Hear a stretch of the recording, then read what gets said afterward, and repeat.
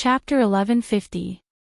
Hong Xinjia's face, which was as dark as charcoal due to years of exposure to the sun and wind, could actually be seen blushing. Chao Xiaojiao immediately mocked, "Old Hong fears nothing but his wife. His wife is an auntie from Yinji County. She's such a beautiful flower and she's stuck on top of Hong Xinjia, this black cow dung. Last year, she even gave birth to a big fat son for him. How could that woman be at ease with her man going to Liyang to be a high-ranking official? We used to say that the woman's words were more effective than a general's. As for the imperial edict from the imperial court, even if it really reached the Hong residence, wouldn't that woman directly throw it into the latrine?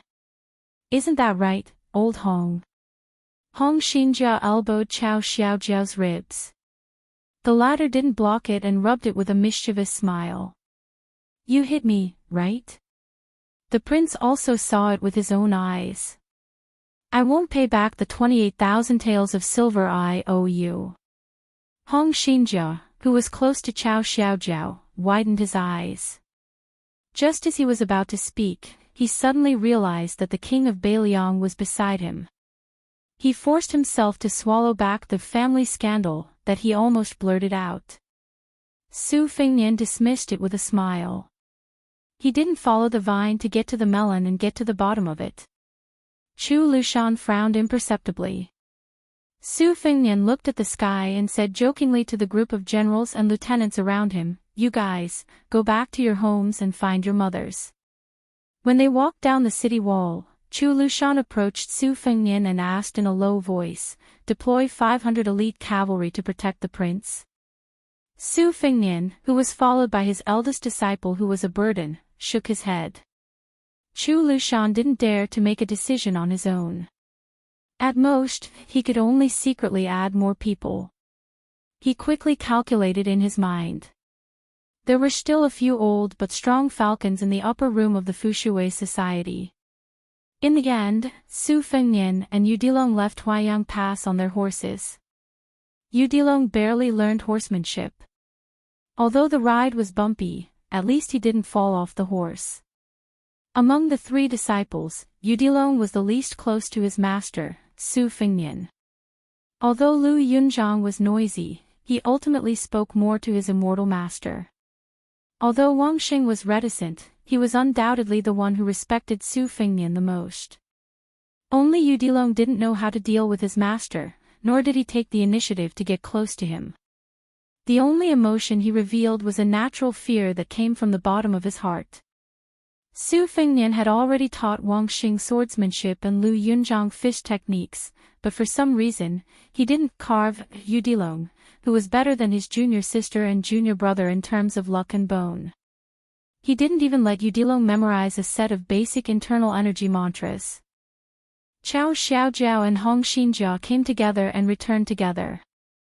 Because of Hong Xinjia, who was coveted by the Liyang Imperial Court, Protector General Chu sent half a battalion of cavalry to escort him. Chao Xiaojiao and Hong Xinjia sat across from each other in a carriage. Chao Xiaojiao kept pouring wine. Hong Xinjia hesitated for a moment and finally said, "How can you speak without thinking? Do you really think you don't know that the prince and the Protector General don't know that you're covered in shit? Why did you take off your pants on the city wall? Who are you trying to show to?" Chao Xiaojiao cast a sidelong glance at Hong Xinjia, who had spent half his life dealing with dirt and rocks. He smiled and asked, "Do you still remember what you were worried about on the way here?" Hong Xinjia nodded. "Naturally, with your stinky reputation, who would cover you up? Even a handful of yellow mud would be like shit. Since the prince made an exception to promote you, he would normally use both grace and authority. Although I don't have the ability to comprehend things as an official, I still understand this principle. Normally, when the prince meets you, he would give you a few words of warning." Chao Xiaojiao laughed. "That's right, that's common sense. So if the prince were to give me a sincere and earnest lecture, or even give me a torrent of abuse, I would feel at ease. But have you realized that this prince of ours is very strange? From start to finish, he hasn't given me, Chao Xiaojiao, a corrupt and ruthless official, a few words. Hong Xinjia froze and said in surprise, "That's true." Qiao Xiaojiao raised his sleeve to wipe his mouth. "That's why I'm afraid. Otherwise, I wouldn't have dared to provoke the prince in front of Demon Chu on the city walls. If that wasn't a slap to Chu Lushan's face, who else would it be?" Hong Xinjia was even more confused. With a blank expression, he asked, "Then if you offend Protector General Chu, won't you also be made to suffer in the future?" Qiao Xiaojiao slowly drank a mouthful of wine. "Old Hong, don't worry about it. You wouldn't understand even if I told you. You're just fated to deal with dead things like dirt and rocks. Don't get mixed up in this mess." Hong Xinjia smiled. "No matter what, a promotion is a good thing." Qiao Xiaojiao said in a muffled voice, "Qiao Xiaojiao will display my abilities according to how high an official I'm given. But if anyone wants me, I'm willing to give up my life. Don't even think about it. There's nothing in the world that's more valuable than life. I'm not an empty-handed little pawn that needs to use my life to fight for my future." Hong Xinjia was half flustered and half angry. "You should just keep these words to yourself and rot in your stomach." Qiao Xiaojiao raised the curtain and gazed at the autumn wind sweeping up the yellow sand. Wave after wave, it swept across the desert. Hong Xinjia slapped his thigh and suddenly said, "I remember something. When I was drinking with old General he accidentally let it slip. Do you still remember that day when the two battalions confronted each other and after the victor was decided, the prince gifted him a saber and a horse?" Qiao Xiaojiao nodded and smiled. "It's just a little bit of skill to buy people's hearts." Hong Xinjia's expression was rather strange. He whispered, "The prince actually said something at the time." Qiao Xiaojiao raised the wine pot and listened attentively. Hong Xinjia said, "It seems like the prince said, it's fine as long as you can accomplish something. I don't want you to throw your lives away." Qiao Xiaojiao said nothing and drank a mouthful of wine. In the autumn wind, the two riders headed south. However, they did not return directly to the provincial capital of Liangzhou. Instead, they turned toward Yanji County of Yuzhou. In the evening of Bishan County, it suddenly began to rain heavily. Su Fengnian, who was drenched like a drowned rat, knocked on the door. He waited for a long time before the door opened. Looking at the woman's cold face, he smiled and said, "I'm hungry." The woman laughed coldly. "What a coincidence. I haven't eaten either." Su Fengnian slipped past the woman holding the umbrella. "I'll go." Yudilong would never be able to forget that scene for the rest of his life. At that time, the child only thought that this beautiful woman was either the empress or an expert more powerful than the 10 martial arts referees combined. Otherwise, it didn't make sense. It was also at that time that the flood dragon of the land felt that his master was still alive. Chapter 1151. In the autumn rain, Yudilong felt that his master was like a scoundrel who came to take advantage of him. The child didn't dare to enter the house. He squatted on the steps outside the threshold and looked up. Under the eaves, there was a black curtain of rain. The rain splashed on the ground and splashed on his trousers. Yudilong sighed softly. He suddenly missed his sister who carried a big wooden sword case. Hearing the sound of light footsteps, Yudilong turned around and saw the woman who he didn't know whether to call sister or aunt carry 2 small stools. She put one next to him and sat on the other. Yudilong hesitated for a moment but still sat on the stool. He sat upright and looked straight ahead. The widowed Pei Nanwei looked at the child's rigid sitting posture and asked softly, "What do you do?" Yudilong thought carefully and said shyly, "I'm my master's disciple." Pei Nanwei was amused. "Could it be your master's master?" Yudilong opened his mouth slightly and blushed. Pei Nanwei didn't say anything else. She looked at the mud in the yard with the child and said to herself, "We should have laid down stone slabs." The 10 kilograms of mud we dug from the swallow's nest ridge is gone. Yudilong listened to her nagging and didn't feel annoyed. Perhaps because he was an orphan since childhood, Yudilong felt a strange warmth. A voice came from behind them. Time to eat. At the small square table, Su Fengnian had already served the food and set the bowls and chopsticks.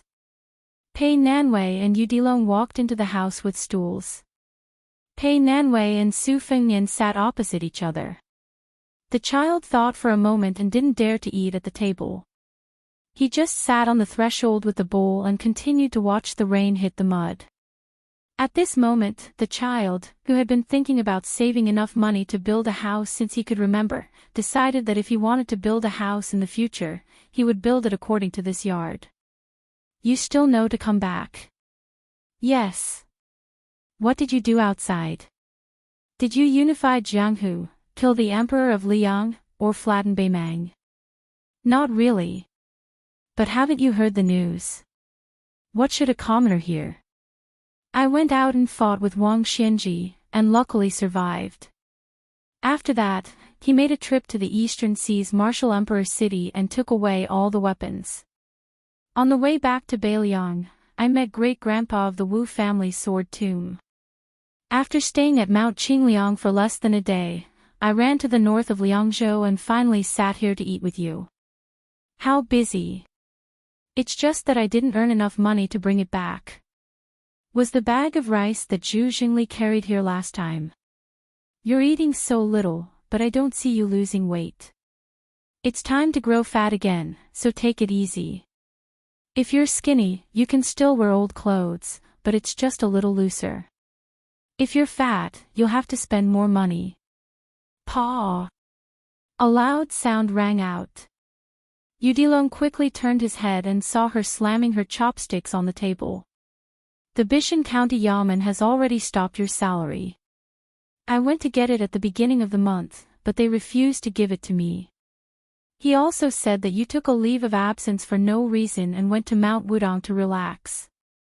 When Yanji County's governor heard this, he was furious and seems to want to remove you from your position. Go get it again and try again. Are you sure you won't make a wasted trip? If you can't get it, then forget it. My monthly salary is less than 10 taels of silver anyway. Paw! This time, it was a slap to the bowl. Yudilong suddenly felt like laughing. After that, Su Fengnian washed the dishes. To Yudilong's surprise, his master didn't stay in this small county for long.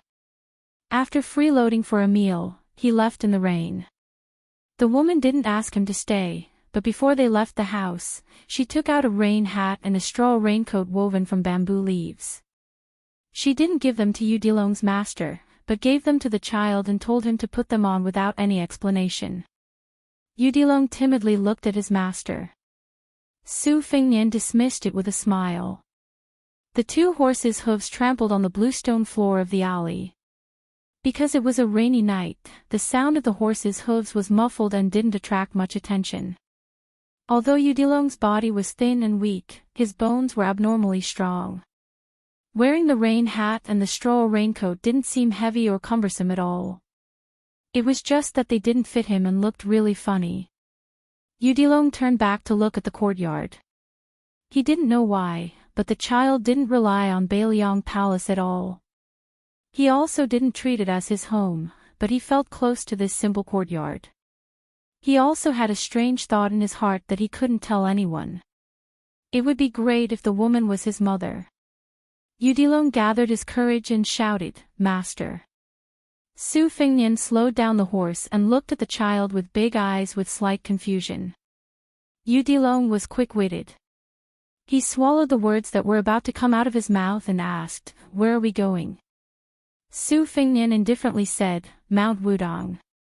I'm going to a paradise there to stabilize my body and spirit."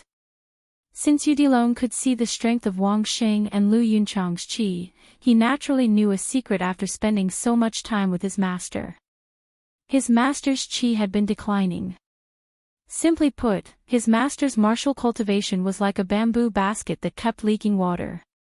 If he didn't fix it quickly, there wouldn't be a drop left. It might even cause irreparable damage to the basket itself. This was also why Chu Lushan had asked for 500 cavalrymen to protect him at Huayang Pass. He had fought to the death with Wang Xianji, killed Zhao Huangchao, attacked Wu City, and fought against Wu Jian. Su Fengnian's strength was declining day by day at different stages. If it weren't for this, the great-grandpa of the Wu family's sword tomb wouldn't have taken the extra step of pretending to block Su Fengnian's way at the border of Yuzhou and River Province. Chapter 1152.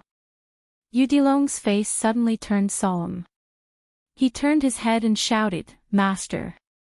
Su Fengnian nodded and took the lead to stop the horse on this secluded muddy road. Yu Dilong's eyes widened as he saw the uninvited guest 100 feet away. It was a barefoot young woman in white. According to common sense, with the downpour, her clothes should be soaked, but her feet were a few feet above the ground. Her clothes fluttered, and there was a white rainbow behind her that formed a supreme mysterious body of a bottle. In this way, the radiance she emitted was like a full moon that had descended to the human world.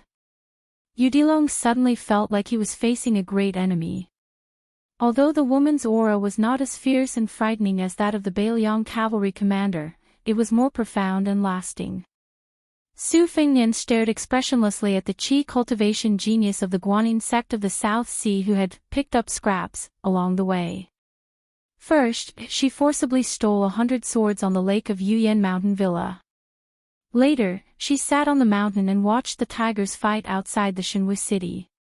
She probably wanted to fish in troubled waters, but she did not expect that Han Xingxian would suddenly die under the sword of Suaxia Valley. She did not succeed in absorbing his dissipated fate after his death and then disappeared. But after he defeated Wang Xianji, this woman began to absorb his constantly lost qi. In terms of the ability to grow fat, there was no glutton in the world who could compare with this woman who was nicknamed the Charcoal Girl. However, Su Fengnian had an agreement with the old woman of the Guanyin sect of the South Sea. The other party was polite, so Su Fengnian did not deliberately stop the woman's stealing action. Everyone in the world had their own bad karma and good karma. Su Fengnian also did not feel that he had to monopolize the fate of Jianghu. As long as he was not provoked, whether this strange woman who was born with a sword embryo like Wang Xing became a sword immortal and became the leader of the martial arts world, or whether Xianyuan Qingfeng was 1 foot tall and the devil was 10 feet tall, what did it have to do with him? After the Charcoal Girl obtained Su Fengnian's lost qi, she was like a fish in water. Compared to Yuyan Mountain Villa, she was much more powerful. After she appeared, she looked at Su Fengnian. Her mouth curved into a condescending playful smile, she stretched out her hand and waved it in front of her. It was like a beautiful painting scroll drawn by a celestial being. Under the Charcoal Girl's hands appeared one after another. There was the tall and sturdy old man Wang Xianji, who was riding the waves of the Eastern Sea. There was Deng Tai, who was leading a donkey and holding a peach branch. There was the Western Chu official Chao Zhangqin, who was indecisive. There was Han Xingxian, who had red hair fluttering in the wind. There was a man holding a spear who looked somewhat similar to a green bird. There was Li Chungang, who was riding a sword with his hands behind his back. There were about 40 people in this long scroll, and all of them were great figures in Jianghu in the past 100 years. The people. Dead people of the people. Dead. Those who were still shining brightly were those who were still alive in this world. Su Fengnian knew most of them. After the scroll was unfolded, he was ranked second. The third was Tuoba Bodhisattva. It was just that the positions of those who had passed away did not change, but the portraits of those who were still alive in the mortal world began to quietly change their positions. The most obvious change was undoubtedly that Tuoba Bodhisattva had squeezed out Su Fengnian's second place and became the second person on the left of the scroll. Among them, Huang Sanja suddenly appeared on the list, showing an unknown scene. Moreover, the color of this spring and autumn demon was different from the black and white of the others. After the Charcoal Girl revealed this skill, she giggled and said, "This is the treasure of our Guanyin sect. Not only can it subdue demons and devils, it can also summon gods." Back then, my master, yes, the one who was defeated by Li Chungang, should have used this to shine in the spring and autumn period. Su Fengnian said calmly, "I know. It's the land pilgrimage painting." The charcoal girl said, "Wow, Su Fengnian, you've even heard of this." Su Fengnian was silent. The charcoal girl of unknown origin smiled and pointed at the person on the top of the scroll with her slender finger. "Su Fengnian, don't you want to know who this person is?" Su Fengnian shook his head. The girl in white narrowed her eyes and said to herself, "Everything has its vanquisher." Back then, the nameless Taoist sealed the invincible Gao Shulu. The Taoist mansion of Longhu Mountain suppressed the devil Lu Songtao of Zhulu Mountain. Wang Xianji suppressed Li Chungang. In the end, you subdued Wang Xianji. Then, aren't you curious who's going to subdue you? Su Fengnian frowned. The charcoal girl was slightly surprised. She looked at a fresh portrait that appeared out of thin air in the scroll. She glanced at the earth dragon, then stared at Su Fengnian and continued, "Su Fengnian, don't you want to know who Qi Xianzhu and Hong Shixiang, who are also the reincarnations of ancestor Lu, suppressed when they were born?" Su Fengnian looked at the portrait at the top of the scroll. It was not the same as the other people. This person was blurry, but he was wearing a Confucian robe. He sat cross-legged and stared at a white water bowl in front of him. There was about half a bowl of water, and the water's surface was slightly rippling. The charcoal girl who had been acting alone asked tirelessly, "Su Fengnian, let me ask you. Why is it that in the past 100 years, the Confucian saint is the most difficult to be born? Xianyuan Jingqing reached this realm less than an hour ago. Huang Longshi is the same. Even Chao Chongqing is a dying man." Su Fengnian fell into deep thought. The charcoal girl who had not gotten a response all this time was like a woman who complained about her lover's lack of understanding. She stomped her feet and complained, "Su Fengnian, will you die if you answer me?" Su Fengnian could only sneer. An uncontrollable strong killing intent rose in his heart. Intuition told him that if he answered this woman, unless he was at his peak, he would really die. Chapter 1153. The charcoal girl looked at the young vassal king who had made up his mind to practice silent meditation. She did not give up and tried to goad him. "Su Fengnian, you were once the most powerful warrior in the world. Why are you afraid of competing with a little girl?" Su Fengnian stared at the Confucian scholar who had placed the bowl in front of him. He understood that the charcoal girl's words contained too many tricks. He could ignore half of the truth. This person was more likely to be the one who could restrain Huang Longshi. Otherwise, the devil Huang Sanjia would not have been so secretive and unwilling to enter the realm of terrestrial immortal.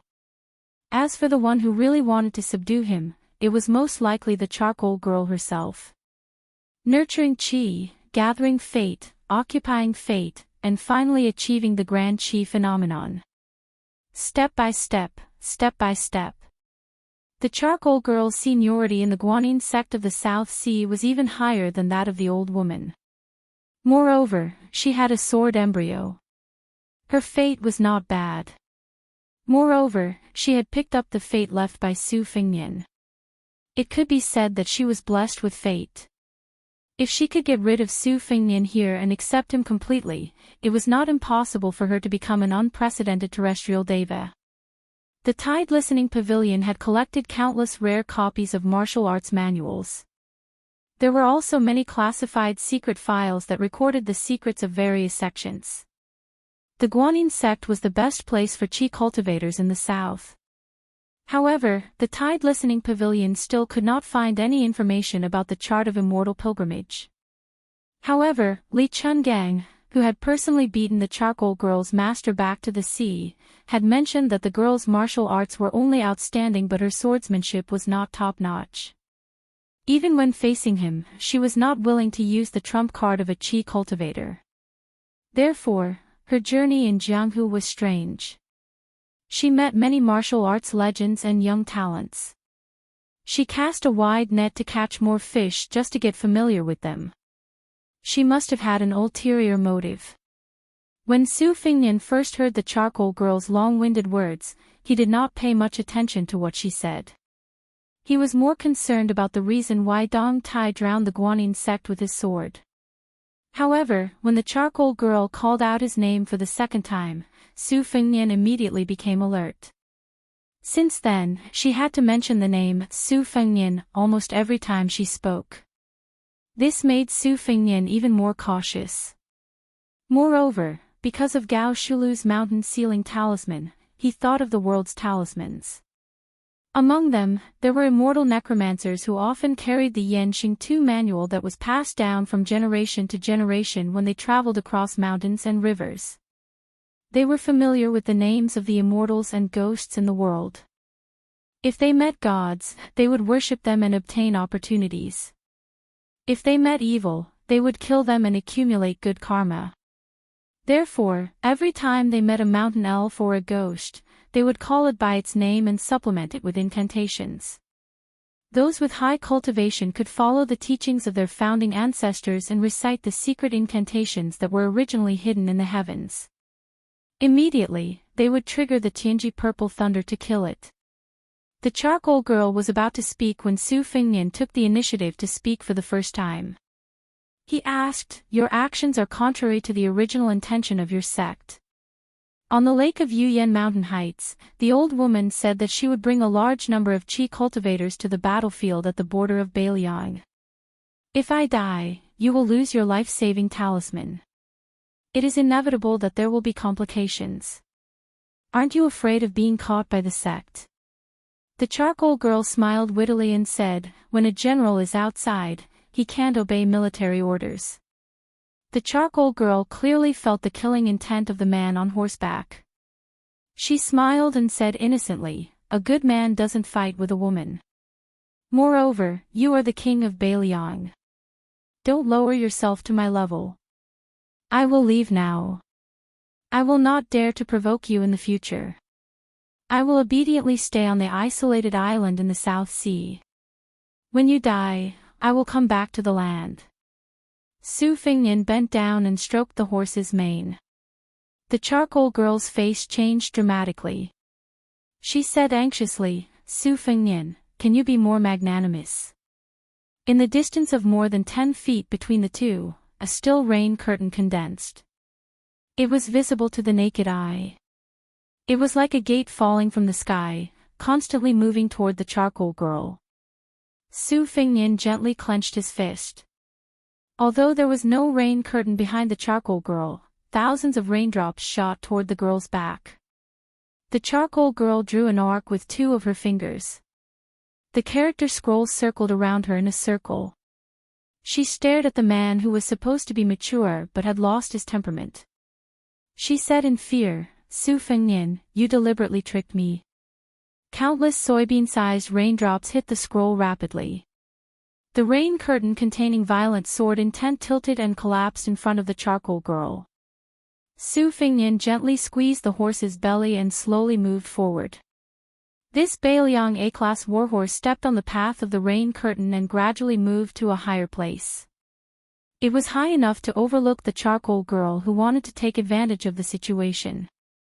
Every time the horse's hooves stepped on the ground, the scroll around the charcoal girl trembled. Su Fengnian said calmly, "Everyone in the world has their own reasons to talk about, but some general principles are still the same." Udilong muttered angrily, "Master's fate was taken by you, but your mother-in-law really has the heart to harm others."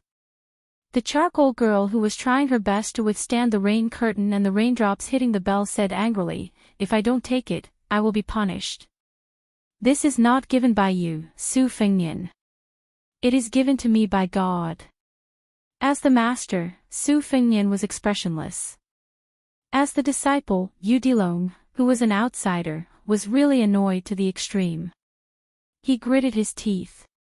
The child did not realize that his body was blooming with a majestic aura. It was neither Taoist's Gang Qi nor the Buddhist's golden rainbow. Chapter 1154. Muddle-headed Lulong, who had suddenly sunk into a state of oblivion, stared at the magnificent picture scroll. His eyes blazed as he jumped off the horse. This child ran faster and more nimbly than a runaway wild horse. He even broke through the thick and heavy curtain of rain. Reaching out his arm, he grabbed Wang Xianji, who had a dark color on the picture scroll, and pulled her back. The charcoal girl was not enraged by this strange child's interference. Instead, she was pleasantly surprised. His intrusion was probably because Su Fingnian was worried that the child's body and mind would be hurt by the rain, so he relaxed his defense. As a result, the charcoal girl, who was trapped, had a slim chance of survival. However, just as she was about to use her mind to take the picture scroll back, she suddenly realized that the immortal atlas she had nurtured for many years had been easily snatched away by the child. The charcoal girl's vision turned black. She was so angry that she almost fainted. It was not easy for her to stand firm. When she opened her eyes, she saw that the picture scroll had been divided into two. Most of it had been snatched away by the child, but the remaining figure was left in place. The man who had set up the bowl, Su Fingnian. Su Fingnian released his qi. The warhorse fell gently into the mud, safe and sound. He ordered Lulong, "Put it away." Lulong did not know how to put it away. With a thought, the person on the painting quickly overlapped. What he held in his hand was like a painting scroll. The girl was terrified and uneasy. She fell but first into the mud. Her face was snow-white. Adding on her white robes, she was like a female ghost wandering in the night. She kept muttering to herself, "How is this possible? How can it be like this?" Su Fingnian did not pay attention to this rude and arrogant young woman. Instead, he looked at the only remaining person. The person in the painting had one hand at the bottom of the bowl. He was still sitting, but his body slowly floated up and coincidentally met Su Fingnian's gaze. Su Fingnian asked, "Was it you who secretly instructed Zhao Huangchao to go to the Earth Long Mountain to raise an evil dragon? Then you went with the flow to help Huang Longsher stir up the spring and autumn. In the end, you guarded Great Peace City. When the king of Jing'an fought for the throne, it was you who did not let Wang Xianji, the adoptive father of Zhao Heng, the old king of Jing'an, go to the capital to support him. All those years of literature and martial arts reviews, most of them were written by you, right?" The man whose face was still blurry did not speak. Su Fingnian asked with a smile, "Heaven, earth, and man all have their own mathematical principles. Yuan Benshi has been the same for several decades. He should be keeping an eye on the connections for the Liang dynasty. Zhao Huangchao cultivated in seclusion, which created the terrain. In that case, you must be the leader of the Qi refinement warriors in the north. However, I am very puzzled. Back then, when Hong Shixiang destroyed the fate energy of the country, two streams of fate energy flowed into Beiliang and West Chu respectively. Why didn't you stop them?" The man finally opened his mouth to speak. The moment he opened his mouth, the world that was pouring with rain instantly fell silent. "It's just a debate between heaven and man. I once defended the Zhao clan, who was blessed by the heavens. As for you, what do you say?" Su Fingnian sneered and said, "Damn, you just like to be self-righteous and spout nonsense." The man asked in return, "Is that so?" Su Fingnian seemed to be unwilling to argue. The man laughed and said, "In the next 10 years, there will be 4 major battles. I only need to win one to win." After sitting and watching the clouds rise and fall for many years, the man finally stood up. His feet seemed to have landed in the mud of this small path. Su Fingnian saw that the man began to walk forward. Then, he brushed past him and headed towards Shishu. Su Fingnian stood where he was. The dragon was at a loss, while the charcoal girl's heart was like dead ashes. Su Fingnian raised his head and looked at the raindrops falling in the night sky. Every drop was crystal clear. The trend of the world today was no longer so unclear. Needless to say, Crown Prince Xiao Zhuan had an incomparable innate advantage and still occupied the most fate energy. Huang Sanjia and Beimang State Preceptor, Yuan Qingshan, chose Xiao Zhu at the same time. This person, who might be the true scholarly sage of the century, chose Chen Jibao. This was undoubtedly a situation that Su Fengnian was most unwilling to see. Su Fengnian turned to the charcoal girl and said, using external objects to steal the secrets of the heavens is not a long-term solution. If you are really interested in the martial arts world, I will make a deal with you. The charcoal girl's eyes lit up. You want me to invite the Qi cultivators of the Guanyin sect to the border to promote the Beiliang? Su Fengnian shook his head and said, I want you to temporarily move the entire sect's manpower behind the defense line of the Jinkinjiang tomb. You are also allowed to withdraw from Beiliang if the situation is not good. The charcoal girl was stunned. Are you crazy? Su Fengnian shook his head and said, it is the Beimang Empress who has gone crazy. Beiliang and I have no choice but to go crazy with her. The charcoal girl said with an aggrieved expression, how can I dare to roam the martial arts world alone now? From here to the southern sea, I have to take a detour. It is thousands of miles away. Can you be at ease? Su Fengnian glanced at her. The charcoal girl pouted and admitted defeat. I know. You just want to say that this is how you walked out of Beimang. But you're a man, and I'm just a weak woman. If I delay your important matters, I'll just die somewhere. Su Fengnian smiled and said, I will let the heavy sword cave's master, Mi Fingjie, protect you on your way back to the Guanyin sect. The charcoal girl asked for a yard after taking an inch, is there anything more powerful? Su Fengnian asked, what do you think of me? The charcoal girl said excitedly, good. Su Fengnian no longer paid attention to this muddle-headed fairy and continued to gallop forward on his horse. Yudilong followed closely behind, leaving her stomping her feet resentfully. In the rainy night, Yudilong suddenly called out, Master. Su Fengnian turned his head in confusion. The child grinned and scratched his head, probably because he suddenly did not know what to say. Su Fengnian smiled and said, since you have recognized me as your master, then I will tell you something. In the future, if you see such high and mighty fairies roaming the martial arts world, beat them up until they run home crying. Yudilong nodded heavily. Because of this unintentional conversation between master and disciple tonight. In the following 100 years, no one dared to call themselves fairies. Chapter 1155. Wenlong was born in Beiliang. Even if he did not hear any Jianghu rumors or anecdotes, but no matter how ignorant he was, he still heard that there were many immortals living on Mount Wudong. Each of them had the demeanor of an immortal and could summon the wind and rain. Therefore, when he followed his master to climb the mountain this time, he was especially pious. Every time he met a Taoist priest on the mountain, regardless of whether they were old or young, he would stop and salute them. This made the Wudong Taoists who recognized Su Fengnian very terrified. Su Fengnian did not stop the child from being serious. This pure heart of a child might be the cornerstone of Wenlong's courageous progress on the path of martial arts in the future. A newborn calf was not afraid of any tiger. If he was lucky enough to survive once, he would definitely not survive the tiger's mouth every time. When Su Fengnian was climbing the mountain, he whispered to Yudilong, if a person can be fearless in Jianghu, there are two kinds of people. The first kind is those who do not know the depth of Jianghu and are arrogant, or those who have some background and have something to rely on and look down on others.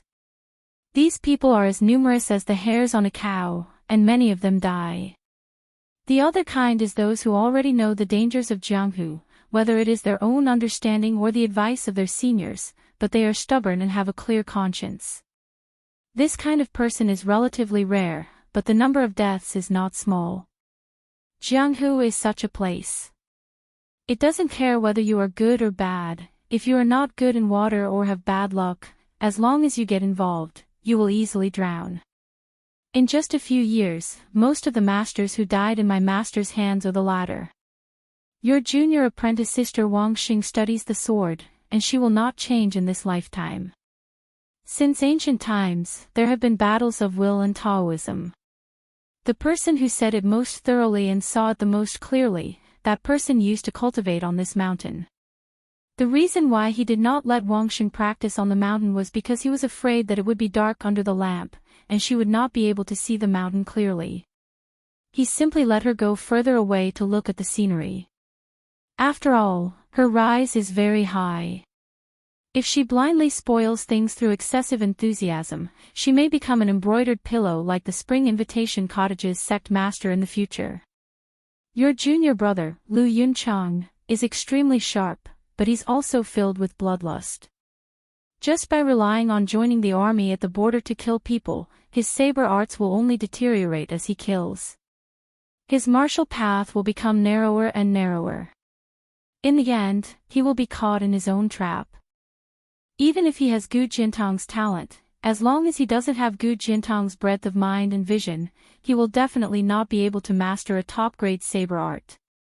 That was why he was sent to the Fish Dragon gang to train for a few years. The world was like a mirror, and the more you looked at someone, the more you wiped the mirror. Her heart was not his heart. You have to be an understanding person first, only then can you understand how to use a saber. A saber has a single edge, it's more focused on killing intent than a sword. It's extremely hard and easy to break. If you don't understand anything, sooner or later you'll die by your own saber. As for you, you're still young. You might as well learn from that guy called Hong Shixiang on the mountain. There's no need to rush, and there's no need to force yourself to take that step. I only have the three of you as my disciples. Lu Yunchang will fight for the limelight, so it won't be your turn as the eldest senior brother for the time being. He would gladly carry your burden on his shoulders. In this world, other than the crown prince who's destined to sit on the dragon throne in the future, no one has to be successful. As long as you can protect yourself, you can live however you want, as long as you're happy. Among the three of you, Wang Xing is a little different. Because she practices swordsmanship, out of selfishness, I put master score on her and gave her a heavy burden. I have to make this clear to you. You can't hold a grudge against Wang Xing because of this. Walking behind Su Fingnian on the steps, Lu Long hurriedly waved his hand and said, "Master, I won't. I can't wait for junior sister to practice the most powerful swordsmanship. It doesn't matter if she's better than me." Su Fingnian stopped and turned back to look at Lu Long. The child blushed slightly from being stared at. Su Fingnian joked, "You have a good eye. Ignoring everything else, you've already inherited master's teachings on this point." This child's physique had been enlightened at an early age and had reached the consummation stage. He was miles ahead of his master, Su Fingnian. Now that his ignorant thoughts were exposed, he scratched his head and pretended to be stupid. Su Fingnian looked into the distance and said softly, "If the three of you become successful in the future, you must remember two things. Wang Xing and Lu Yunzhang should have a life and death battle between swords and sabers. You don't have to stop them from competing, but I hope you won't kill Lu Yunzhang in a fit of anger. Also, don't learn from master's womanizing ways, but not his heartlessness. Smart people fall in love, but if they're unlucky enough to meet a bad person, they'll suffer a fate worse than death. Whether it's true or not, there's almost no one who's comfortable. Look at Chao Chongqing and Xianyuan Jingqing, and then look at the carefree Dong Tai." Su Fingnian stopped talking halfway. Yu Dilong heard half of it and waited for a long time, but he didn't continue. He looked up at his self-proclaimed heartless master. After Su Fingnian slowly came back to his senses, he rubbed Yu Dilong's head and asked with a smile, "Do you think it's your master's wife?" Yu Dilong stared blankly for a moment, but he quickly said decisively, "Pei Nan Wei." Su Fingnian bent his finger and tapped the child's forehead. "It's not bad to help those close to you, but those who achieve great things are mostly neutral and peaceful. Master has suffered a lot in the past, so you have to learn from it. Udilong sighed, his entire face scrunched up. He complained, Master, you've said so many great principles today, I can't eat them all at once. Su Fengnian smiled and said that eating was a blessing, but he really didn't talk to his disciple anymore. The two of them silently climbed up the mountain. Under the secret instruction of Mount Qingliang, the local government donated several large sums of money to Mount Wudong. They also contributed a lot of manpower to help build a new Black Tortoise Hall, Guanqinggu, Law Enforcement Bureau, and a series of other grand and elaborate buildings on the mountain. Furthermore, they also built an academy on the mountainside, a place with picturesque hills and limpid waters, where the immortal music of Taoist school was faintly discernible, intertwined with the sound of books, bringing out the best in each other. Some of the old and dilapidated buildings on Mount Wudong that couldn't be repaired were also given a new look. The incense on the mountain was already flourishing, and with the new Prince Liang's undisguised support, the pilgrims were ordinary people. It was impossible to tell whether or not Mount Wudong's celestial aura had increased, but the human and fiery aura was much more than before. Every 1st and 15th day of the month, there were many tourists, and the incense was flourishing. It could almost compete with Mount Longhu. After Su Fengnian met the old Jinren Qinyao, who was in charge of discipline, he settled down next to the elephant washing pond where he used to practice his saber. He didn't deliberately restrain the little dragon, allowing the child to wander around the mountain. Su Fengnian spent most of his time meditating on a huge rock in the middle of the pond. Finally, he stopped the qi in his body from collapsing for 1,000 li. The water level of the pond slowly rose back up.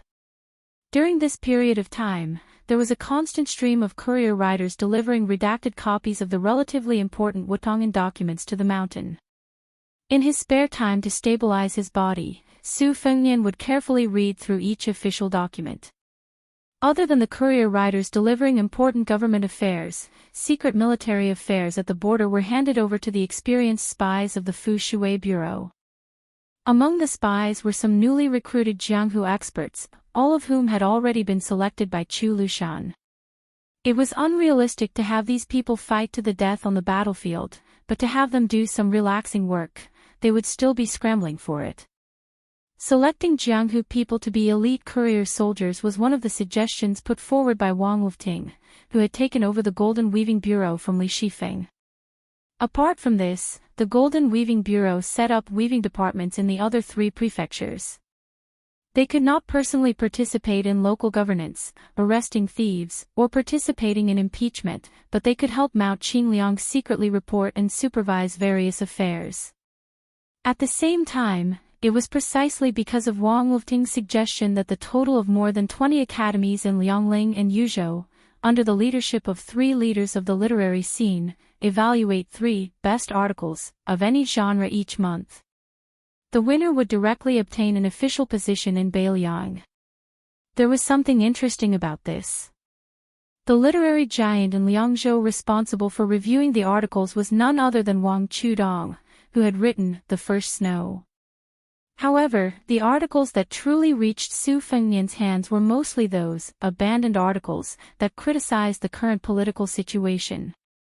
Although many of the articles were biased in their point of view, even treacherous and heinous, these scholars had quietly put their names on Wutongan's archives.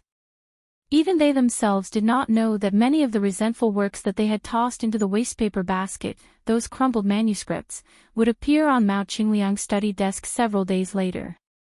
Su Fengnian's temporary thatched hut was practically lit at night.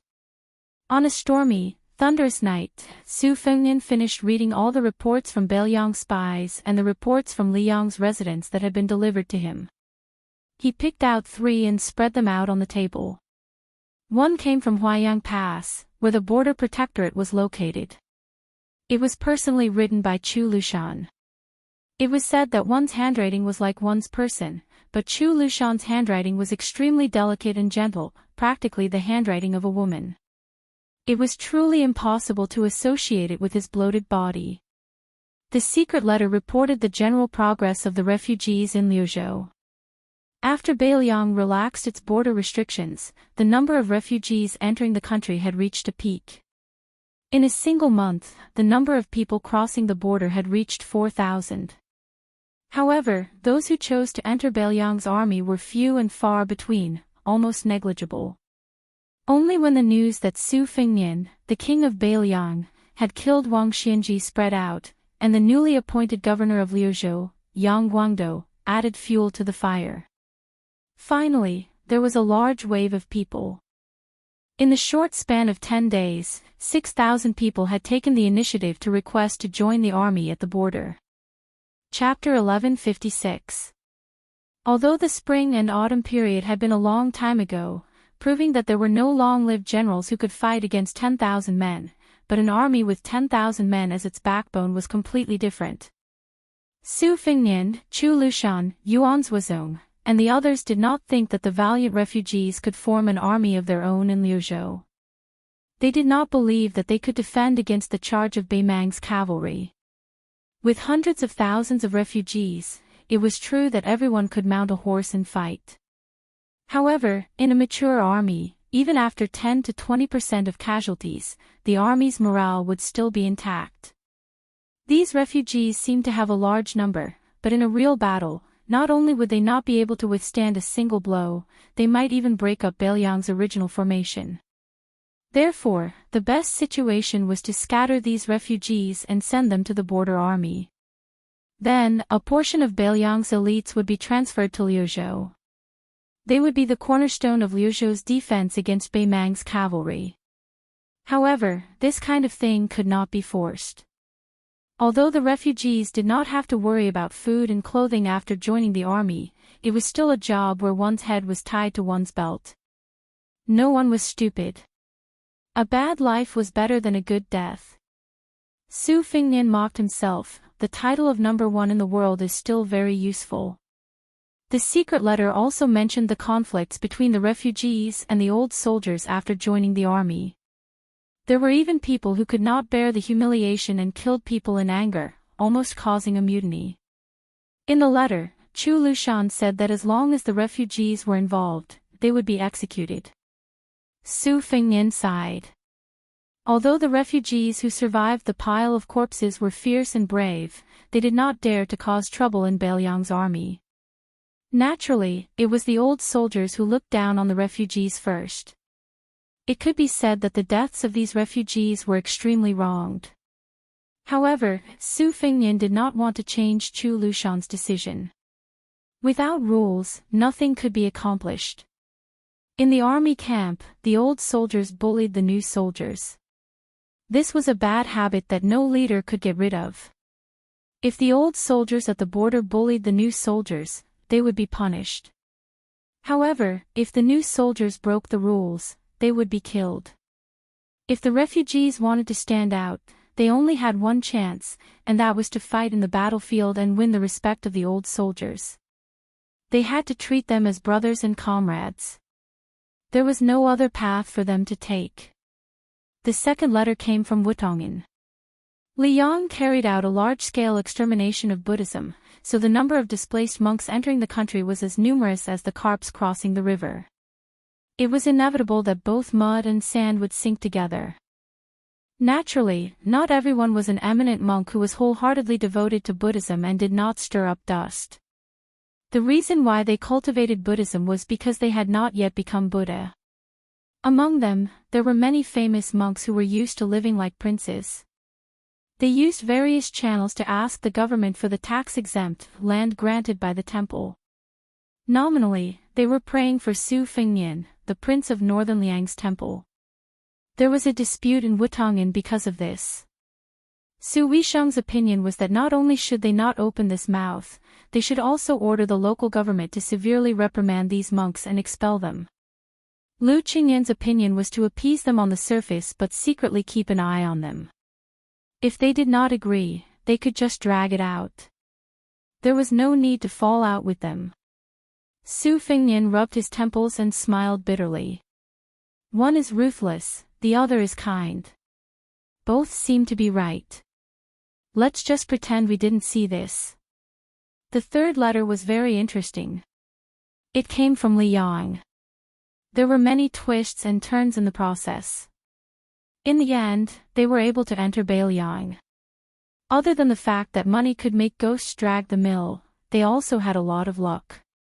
Between Guangling Road and Nanjing was Lake Yanjiao. It was a man-made lake after Li Yang unified the world. It was said that it was used to suppress the dragon aura left behind by West Chu. There was an island in the lake. On the island, there was a warehouse that was heavily guarded. The warehouse was specially stored in a yellow book that was produced every 5 years by the various provinces of the dynasty. It recorded the household registration, farming, and labor situation of the various regions of Liang. But the world did not know that other than the yellow book of the head of the Ministry of Revenue in the capital, there was an even more obscure file. Other than the current Grand Secretary, not to mention the various government offices, even the 2 chief officials of the Hall of Governmental Affairs could not read it. That was the book of the various armies. This originated from when the late emperor ordered the compilation of the duties of various ministries. Not only did he have to specify the exact amount of farmland in the world, he also had to protect military secrets. As a result, he made a compromise and hung the yellow book of farming under the various ministries and provinces. Guangling Road was originally the granary of the world and could be considered hidden. However, the number of farmland in both Liao and Liao was surprisingly large. There was no doubt that this was the reason for hanging up the yellow book. The current Right Assistant Minister of the Ministry of War, Lu Mao, had asked the Marquis Gongliang, who was in charge of Lake Yanjiao, for a list of names. This imperial relative impeached him according to the rules. Lu Mao, who was slow to realize this, successively submitted a letter of apology. However, he was still unable to keep his position as Right Assistant Minister. He was demoted to Yanqi Road, a wild and desolate place where miasma overflowed.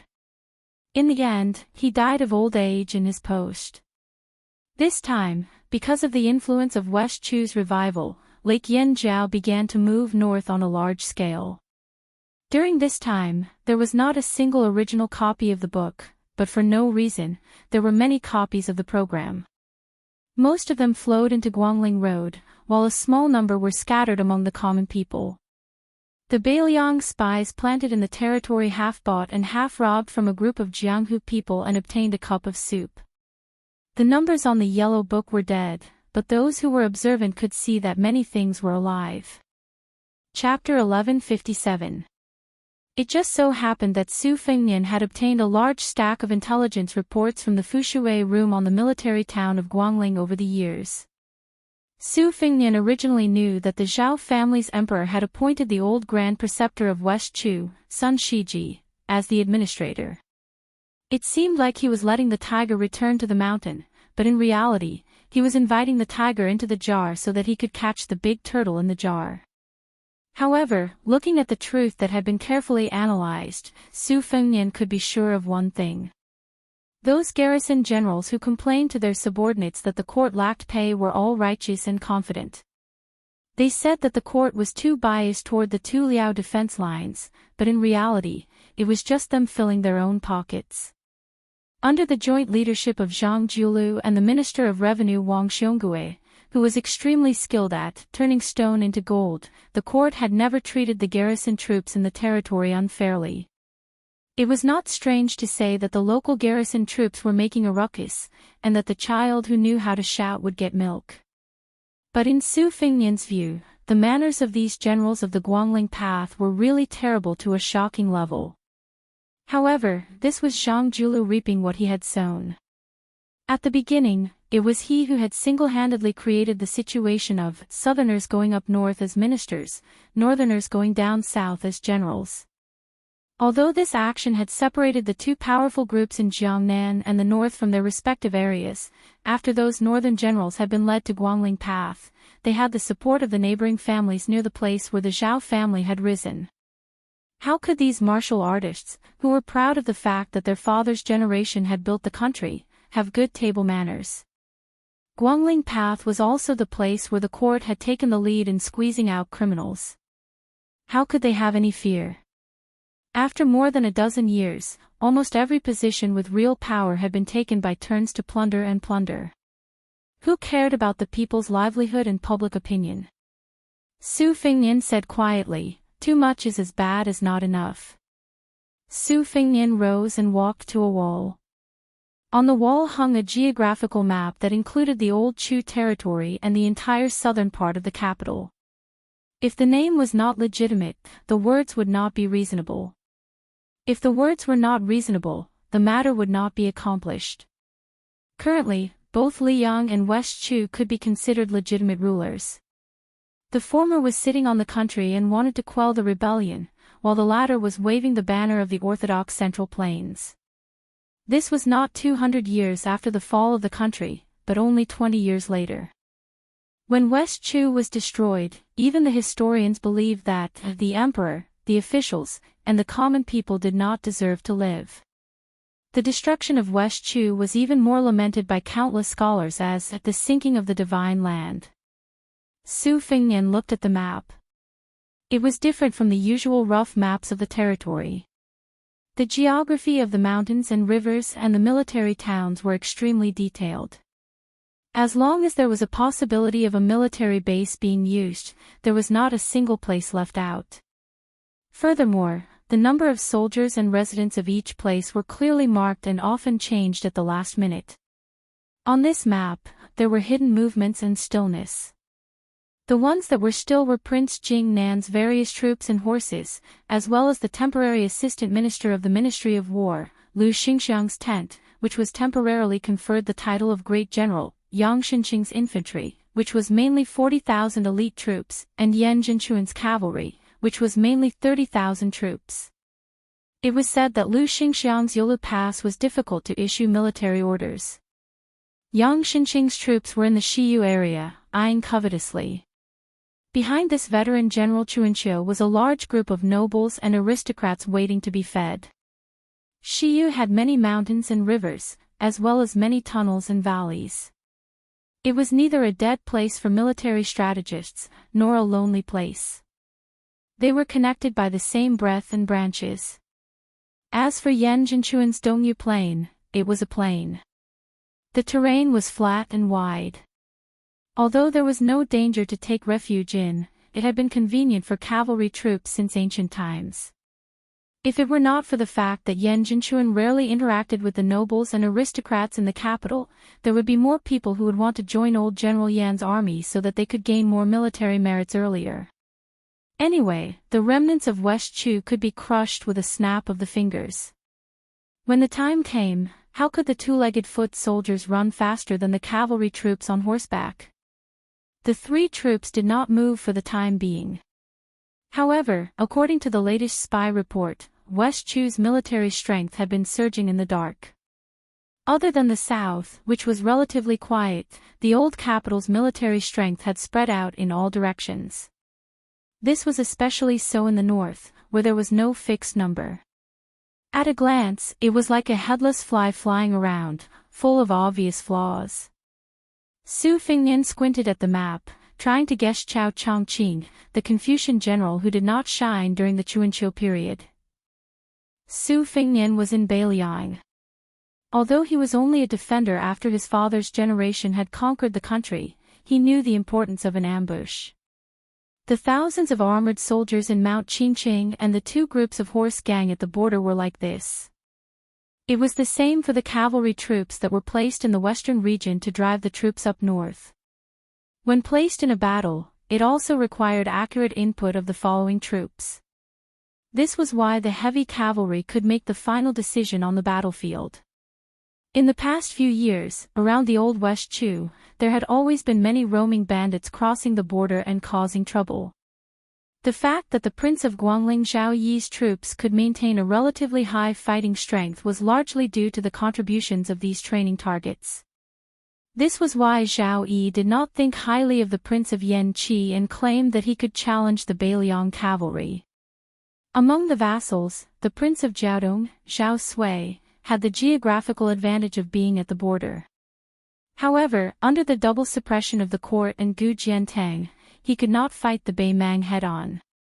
His combat strength had been declining in these years. Su Fingnian was searching for the location of Chao Changqing's elite troops. He believed that the leaders of the Ministry of War in Great Peace City were also looking with wide eyes. In the past, De Chu, who wanted to rule the world, had the war Saint Jiang Baikue as a stabilizing force.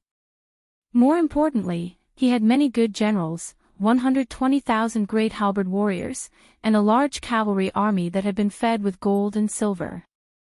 Both light and heavy cavalry were invincible. Now, the great halberd warriors of West Chu had disappeared, and the new heavy cavalry had not surfaced. The forces that appeared on the map were mainly the 20,000 rebels in charge of guarding the old capital of West Chu, and the 80,000 soldiers in the various military towns and passes. The roaming bandits hidden in various places were conservatively estimated to be no less than 30,000 people. Their combat strength was far above the 80,000, and they were on par with the 20,000 troops. However, when two countries fought, the foundation supported by the people and the power of the country was very important. With reputation, there would be sources of soldiers. The people were willing to fight for it. Only with wealth could one not lose in terms of equipment. Two armies of roughly equal strength, the number of weapons, and the quality of their armor were enough to decide the outcome, unless one side's general made a fatally stupid order.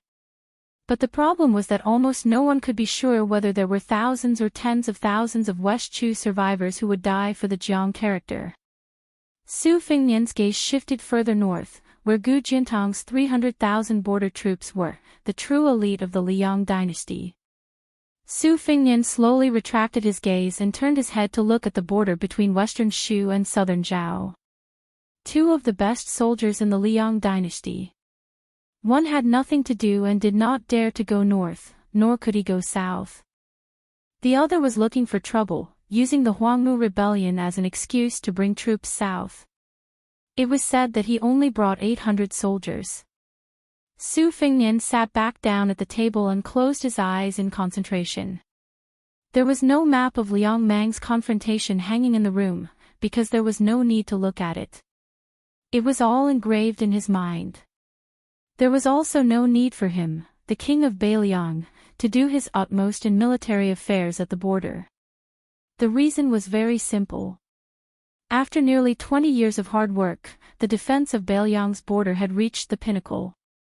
If the northern Mang only sent 400,000 soldiers from the southern dynasty to the south, Beiliang would eat them up without hesitation. If Bei Mang sent all of its troops south, it would be nothing more than a battle to the death. Of course, it could also be understood as helplessly waiting for death. To put it nicely, it would be mutual destruction. Su Fingnian walked out of the room and came to the side of the elephant washing pond. The small path was paved with cobblestones in the pond, tight and orderly.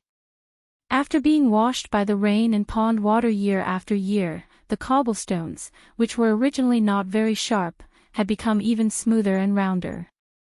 Su Fingnian took off his boots and held them in his hands. He slowly walked on the cobblestone path, a cool but not cold comfortable feeling seeping into the soles of his feet.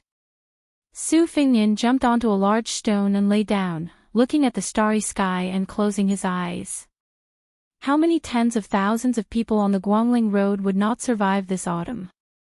How many tens of thousands of Beiliang would not survive the next autumn? Chapter 1158.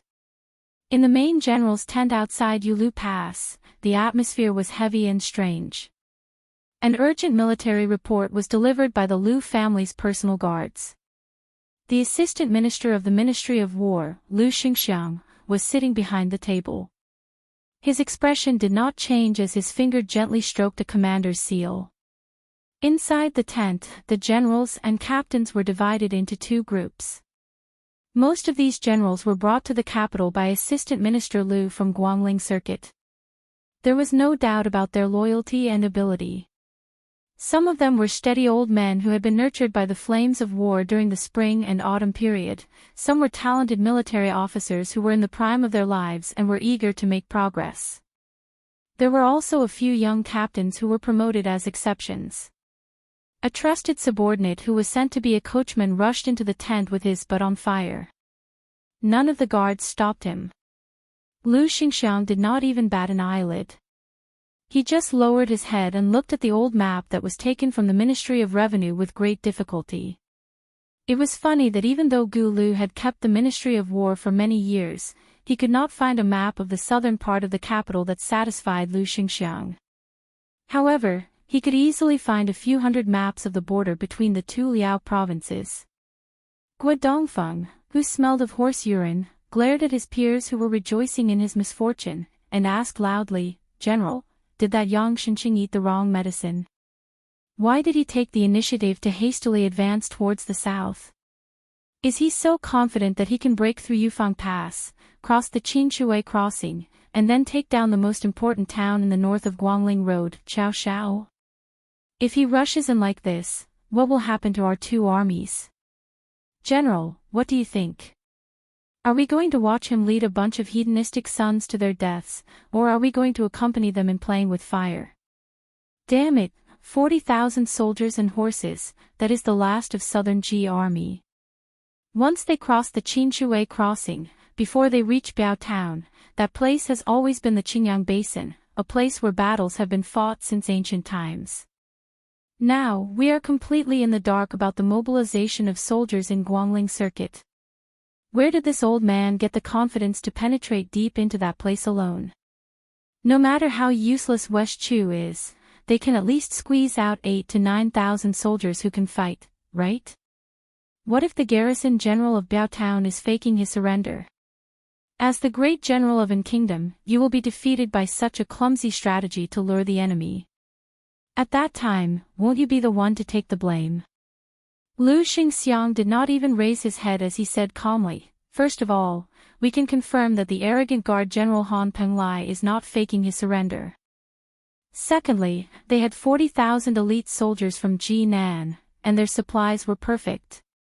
The great general of An Kingdom was good at organizing his army, and he was good at advancing his army step by step. Even if they were faced with an army of 8,000 to 9,000 cavalrymen, as long as there were no heavy cavalrymen launching a surprise attack, they would not necessarily lose. In the end, no one dared to say whether or not the remnants of West Chu would be able to deploy nearly 10,000 cavalry at the front line of Buxiao Qingyang. Because of geographical limitations, West Chu had always fought on foot in the west and on horseback in the east. Of course, if you meet a lunatic, it's hard to say. Guo Dongfeng stiffened his neck and said, "But the Ministry of War's established strategy is to let the Duke of Huainan Zhao Ying, who is stationed at the slippery platform, and the King of Jing'an, Zhao Sun, who is stationed at Hao Ao Lake, launch the attack at the same time. No matter whether they succeed or not, it should be Zhao Yi, Prince of Guangling's turn next. How could it be Yang Shenqing's turn?" Lu Xingxiang angrily rebuked, "You think you can call the name of the vassal king? Scram back to feed your horses." Guo Dongfeng shrunk his neck and obediently left the tent. Soon, he lifted the curtain and poked his head out, asking curiously, "General, may I ask where that Commander Chao Chongqing, Zhou Song, Pei Hongji, and the other elders are now?" Lu Xingxiang continued to stare at the map. It was a young general from the Guangling Springs Snow Building who laughed softly and said, "Chao Chongqing is personally watching the Guangling army. Zhou Song and Pei Hongji are not near the northern line. One is guarding the Huai River, the other is guarding the river." Guo Dongfeng made an "oh" sound and turned to leave, muttering to himself, "It seems that West Chu is not De Chu after all. They no longer have the courage to fight outside their borders." Waiting for Guo Dongfeng to walk far away, Lu Xingxiang raised his head to look at an old man in a scholarly robe who stood out like a crane among chickens. He asked, "Has Zhao Guo's side found any traces of horse movement on the Guangling Road's northern line?" The old man helplessly said, "It's difficult. The war hasn't even started yet, but more than 40 spies from the imperial court have died. In addition to the 20 or so people who betrayed us before, this is not a good sign." Lu Xingxiang made an "oh" sound and waved his hand, indicating for everyone to leave. The assistant minister of the Ministry of War who led the general glanced at the military report. On it, there was a general explanation of the reasons for sending troops down south. The wording was beautiful and the style was exquisite. Naturally, it was not something that Yang Shenxing could write. Even if Lu Xingxiang used his but to think, he knew that it was the work of someone who was familiar with military books. Although the south of the capital is the central province of the world, the stone of hegemony, it cannot be accepted. It must be guarded outside the borders. The reason for the fall of southern Tang cannot be ignored. Lu Xingxiang softly said, "Armchair strategist, screw your mother." The first year of Xiangfu, autumn, summer. The summer heat was over and the weather was turning cold. Chapter 1159. Finally, there was a refreshing feeling of autumn. This made the nearly 1,000 new soldiers who had hurriedly joined the army in the middle of summer feel relieved of a heavy burden. Their sickly expressions were swept away, and they immediately became more energetic. Especially when the army was crossing the Qin River to the south, these young men, who were mostly riding tall and fine horses, did not care about the river crossing formation. One after another, they donned bright armor and galloped on the Hebei shore, competing in riding skills. In fact, not long after these people joined the army, many of them had the idea of returning to the capital to enjoy life. This was because the military camp was too smelly. It was worse than a pigsty, and it was not easy to bathe. Previously, in the middle of summer, these young men had personally experienced the power of being covered in fleas. This was far from the beautiful original intention in their hearts of two armies facing each other and killing the enemy. If not for the elders and their families persuading them in every way possible, and at the same time continuously sending large amounts of prohibited items through their connections, these descendants of nobles, marquises, generals, and ministers would have to pinch their noses and continue to suffer in the old General Yang Shenxing's army. Almost all of the thousands of connections that grew up under the emperor's feet brought their personal guards and retainers. This allowed the general of an kingdom to have 3,000 elite cavalry under his command. When the army went south, more than a dozen young masters of noble families went to ask Yang Shenxing for permission to be the vanguard. The old general smiled and gave a bunch of excuses. He also vowed that these 3,000 cavalry were his trump card. A good knife should be used on the edge of the knife. The tall and sturdy Yang Shenxing stood on the south shore with one hand on his knife. Beside him, the eldest son Yang Huchen, who had followed his father for more than 20 years, had a bitter expression. He looked at the young men riding their horses and said softly, "Father, I don't know which young man said that when the army is crossing the river, we have to be careful of enemy attacks. Therefore, they want to help the roaming cavalry protect the emperor. Don't these kids know about the matter of scouts? In this way, other than disrupting the formation and delaying the crossing of the river, there is no use at all." There was even the second son of the Marquis of Guanyi who asked me if I could allow him to challenge the enemy general when the two armies were fighting. What kind of nonsense is this? I don't know what kind of nonsense novel he read. Also, the eldest son of Count Jinting objected. He said that marching 50 li a day was too slow and even used the analogy of a turtle crawling. He said that during the spring and autumn war, it was common for the light cavalry to travel 300 li a day in a night. Sigh, there was really no way to reason with them. Father, their 3,000 cavalry may look majestic, but they are actually incapable of accomplishing anything. The white-haired Yang Shenxing was extremely imposing as he lectured, "I know what I'm doing. Hu Chen, you mustn't show any dissatisfaction in the future." Yang Huchen smiled bitterly and didn't say anything. Yang Shenxing restrained her rigid expression and said earnestly, "On the eastern front, Gu Jiantang is in charge of military affairs. On the western front, the young man named Su from Beiliang is in charge. Neither of them is easy to deal with. The world is peaceful, so how hard is it to achieve military merits?" The remnants of West Chu had rebelled, and the southern line had appeared out of nowhere. This kind of opportunity was something that father had risked half of his life to forcefully snatch. When it came to relationships and seniority, most of the children on the North Bank would call you uncle.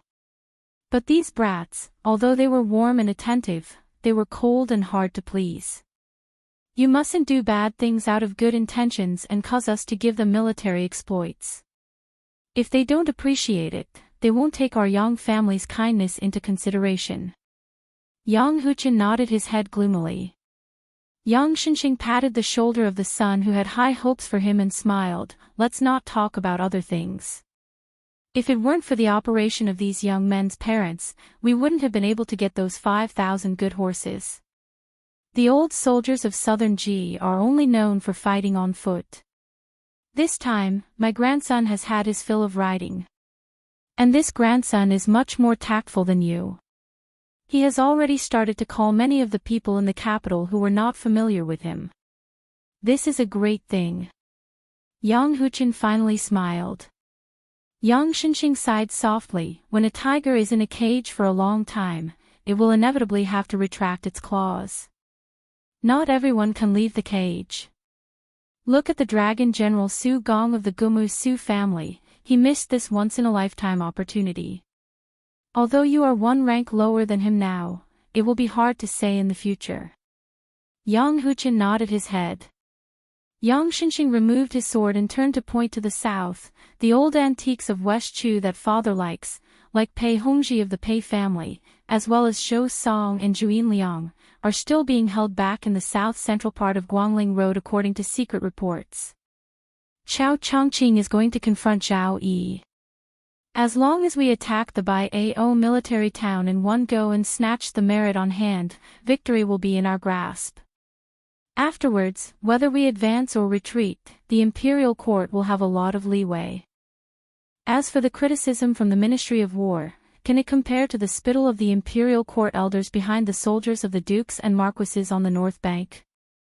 As for Lu Xingxiang, let's forget about him.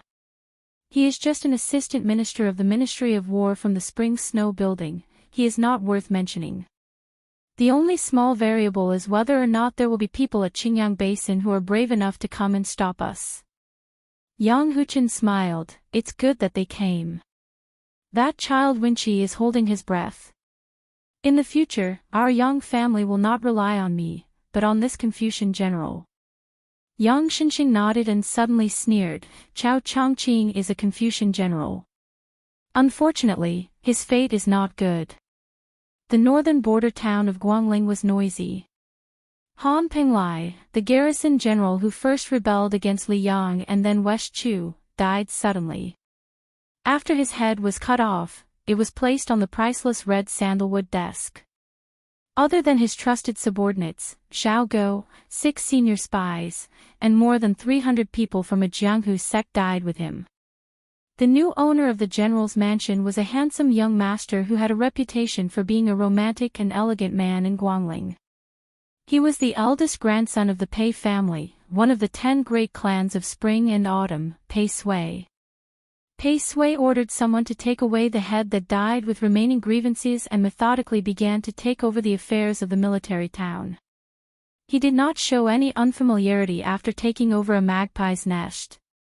He was extremely familiar with the military affairs here. Pei Sui gripped his brush tightly and said in a deep voice, it all depends on you, Xie Shibian. Everyone in the world is watching this battle. 40,000 old soldiers of Ji Nan, we must take them all. Chapter 1160. The 40,000 old soldiers of Ji Nan safely passed through the Green Vine Basin. Old General Yang Shenxing even stopped his horse on a high slope at the border and looked back. He seemed to be relieved that they did not encounter any ambush, but also disappointed that they did not encounter any tough battle. This great general of an kingdom had many secrets, and he did not even tell his son, Yang Huchen. The son was not as good as the grandson. His grandson, Yang Wenqi, was the only talented commander in the family, but he was too young. Yang Shenxing did not wish for this child to be tainted by the schemes of the officialdom. His son, Yang Huchen, was only a talented general, so it was useless to say more. As a matter of fact, the victory of Yang clan's army in southern Ji had nothing to do with the overall situation. Even if Chao Zhangqing had the intention of having a good start, he would only have his eyes on Yan Zhenchuan, the fat piece of meat. Only by wiping out the 30,000 cavalrymen on the eastern Yu plain could he prevent himself from being humiliated by others. Yang Zhenqing smiled. The reason why Yan Zhenchuan was not willing to accept those young men who had never gone into battle was not because he did not have a good relationship with the nobles and officials in the capital, but also because he was clear about his dangerous situation. He did not dare to take the opportunity to build a good relationship with the influential families in Great Peace City. If a few dozen young men from aristocratic families died, it would be the same as offending a few dozen influential families in the capital. On the battlefield, who would care about the status of your parents? When they were in a killing frenzy, a head was a military merit. Yang Zhenqing was thinking about how to find new opportunities to feed those playboys after he took over the command of the Baiao army town. When the old general heard a series of sharp whistles, his eyelids twitched uncontrollably. He leaped onto his horse and rode towards the south. A rider broke into the formation, and no one stopped him. It was an elite scout from Jinan. At the moment, he was seriously injured, and there was an arrow stuck in his back. Scouts were all light and fast riders.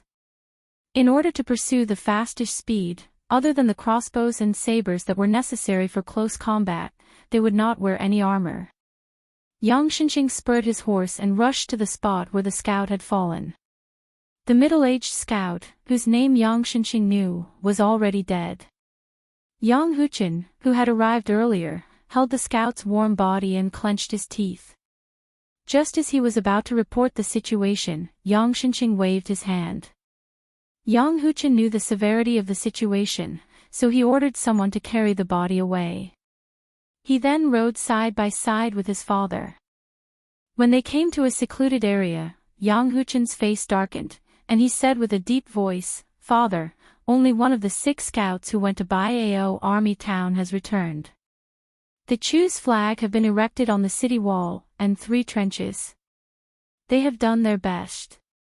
What I'm afraid is that this group of West Chu remnants will place all their cavalry near Baiao in one breath."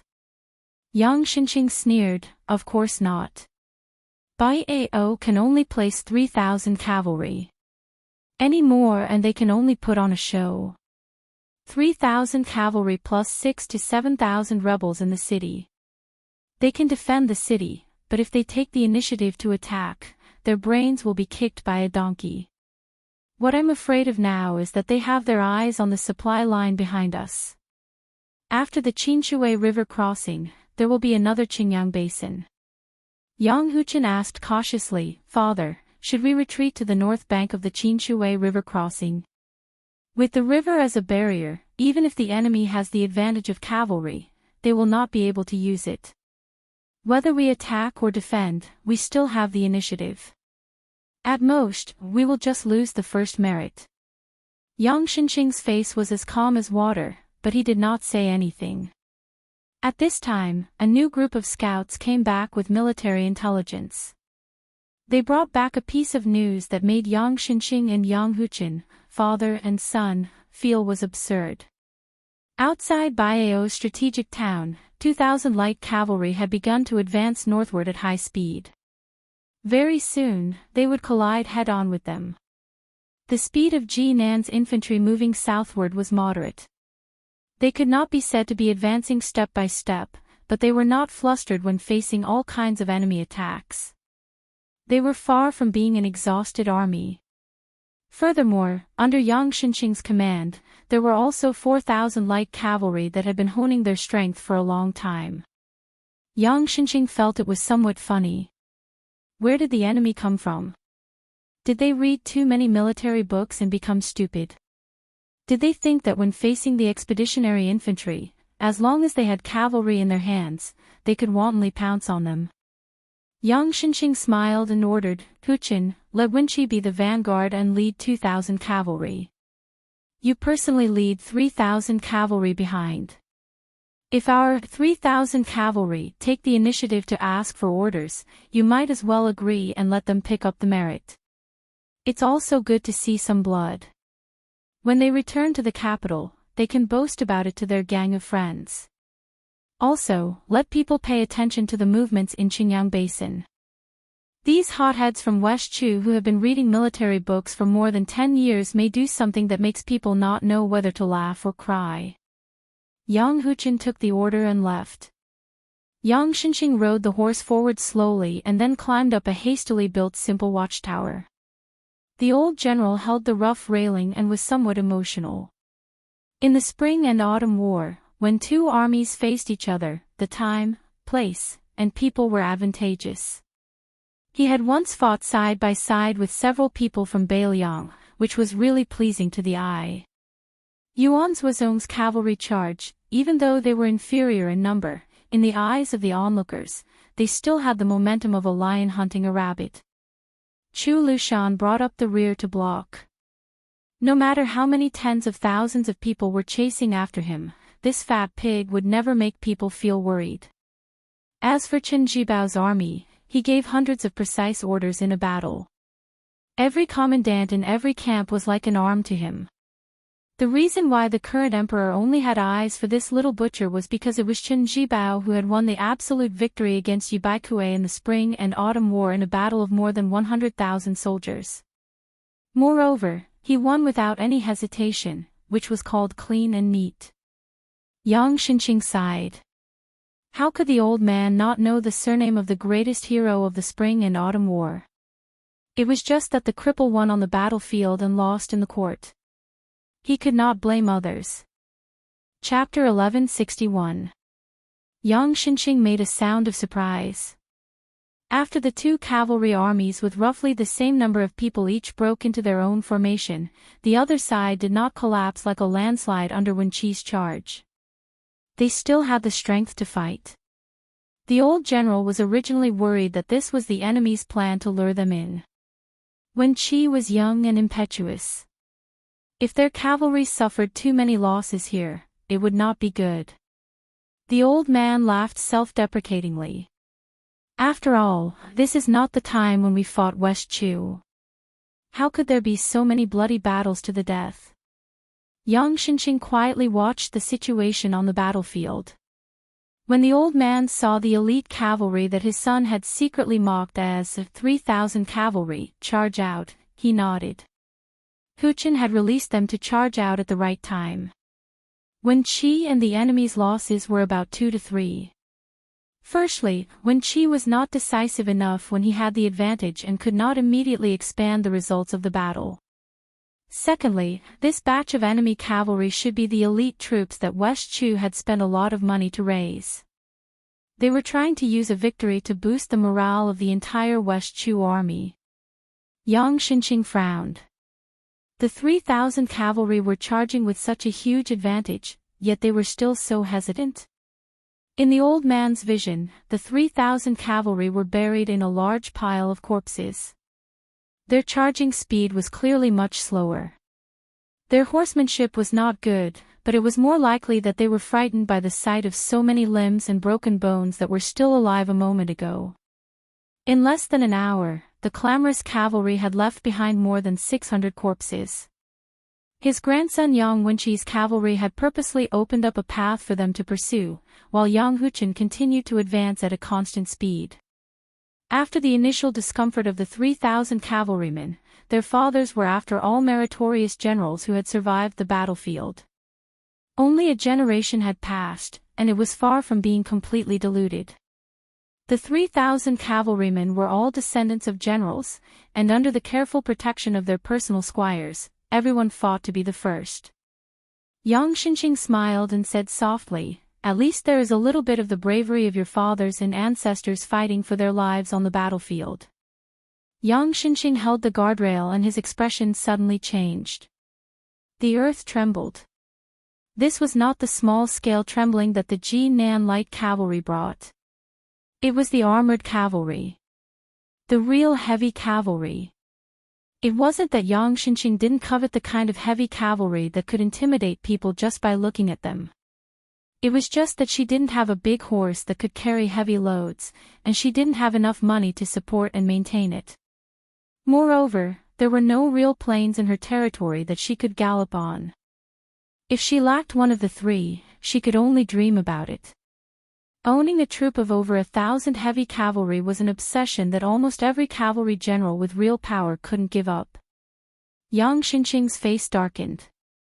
Do you really think my Jinan soldiers are made of paper if you don't join the Dongyu Plains? A black torrent appeared in his field of vision. Yang Xinqing heaved a sigh of relief. Although it seemed like an irresistible force, it was only 1,000 or so cavalry. It wouldn't affect the overall situation. Both of them were fresh and full of stamina. Now, it would be a battle to see who was stronger, between Hu Chen's 3,000 light cavalry and the enemy's 1,000 heavy cavalry. The young General Yang Wenqi naturally sensed the enemy's heavy cavalry entering the formation earlier than his grandfather Yang Xinqing. He shook off the blood on the tip of his spear. He didn't recklessly form a formation to stop them. Instead, he sent someone to order the 3,000 cavalry who were lying on the back of their horses to immediately retreat. Furthermore, they must not turn around and retreat. They must make a path for his father Yang Huchen's 3,000 light cavalry. Of course, at the same time, it was also convenient for the enemy's heavy cavalry to charge forward. However, he chose the lesser of two evils. It was better than having his 3,000 cavalry trapped in the middle. Not only would they be killed by the heavy cavalry, they would also have to obstruct the charge of his father's 3,000 cavalry. When that time came, his own 6,000 men would be in a mess. How could they withstand the huge charge of the enemy's red-armored cavalry? Yang Wenqi looked at the hedonistic sons who were busy stabbing the enemy's light cavalry off their horses with their spears. Some of them even laughed loudly and purposely poked the air with their spears, teasing the enemy soldiers who were dodging under their horses. Yang Wenqi was furious. He quickly rode forward and lightly stabbed the armor of a son of an aristocratic family with his spear. He shouted angrily, "Raise your head and look ahead. If you don't want to die, then retreat according to my orders." Fortunately, the 1,000 heavy cavalry charging out could not chase after the 5,000 cavalry scattered on the battlefield. Under the protection of Yang Wenqi's light cavalry and the retainers of the aristocratic families, the majority of them successfully retreated. However, there were still several hundred young masters who were charging at the front who were slightly dazed. When they came to their senses, they only turned around and fled in a straight line, leaving the 1,000 heavy cavalry with a swagger behind them. Yang Wenqi's eyes were red. He saw several familiar figures among the several hundred cavalry. These people were all from Great Peace City who lived in the mansions of marquises and dukes. Yang Wenqi gritted his teeth and had the old soldiers who had fought with his grandfather lead the 300 personal cavalry to save those bastards.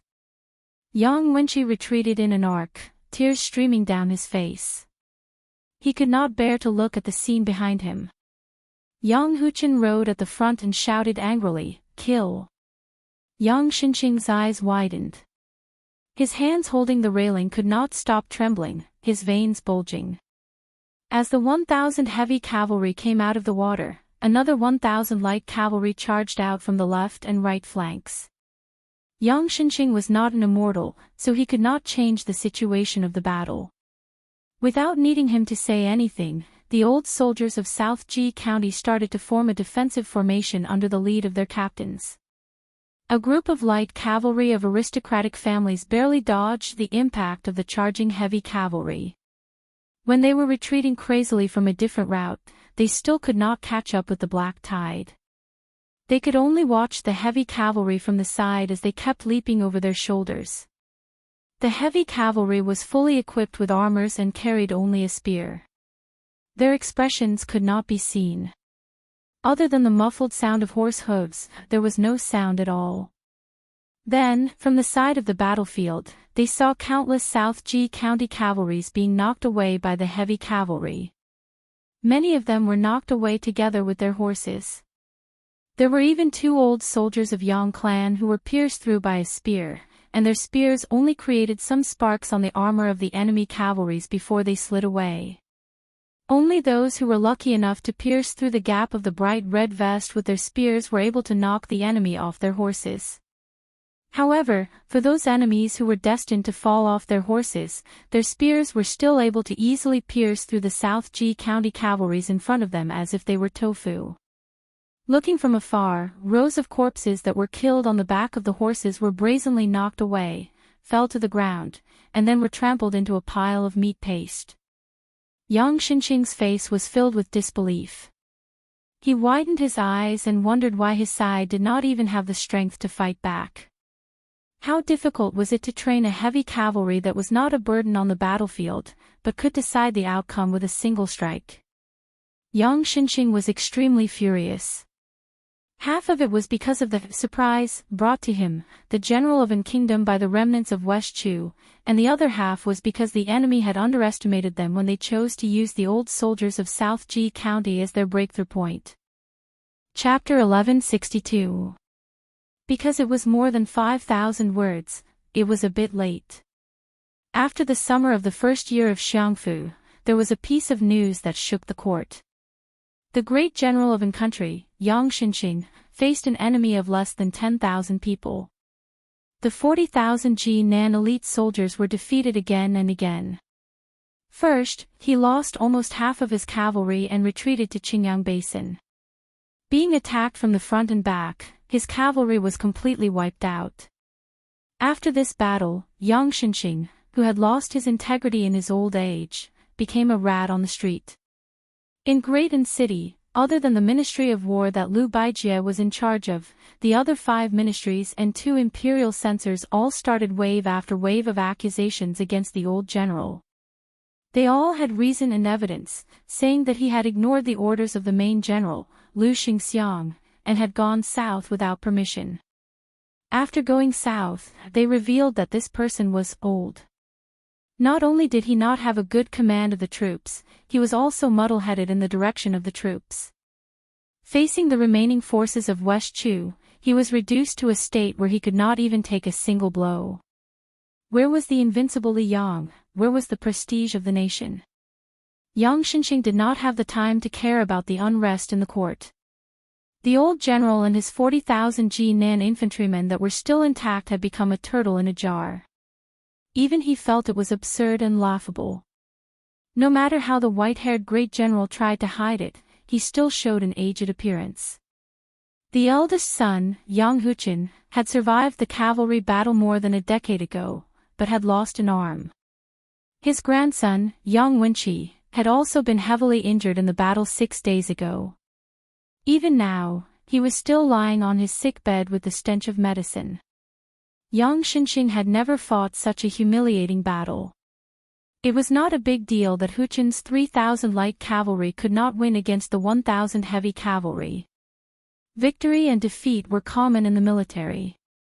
It was Yang Xinqing who had let down his guard and violated the taboo of the military. The old man did not have many complaints. However, the development of the situation made General Nguo almost kill someone. The 3,000 soldiers who did not suffer too many casualties in the first cavalry battle actually requested to leave the army immediately after witnessing the power of the heavy cavalry's charge. They passed through Qingyang Basin and retreated to the north of Qinshui and Jindu.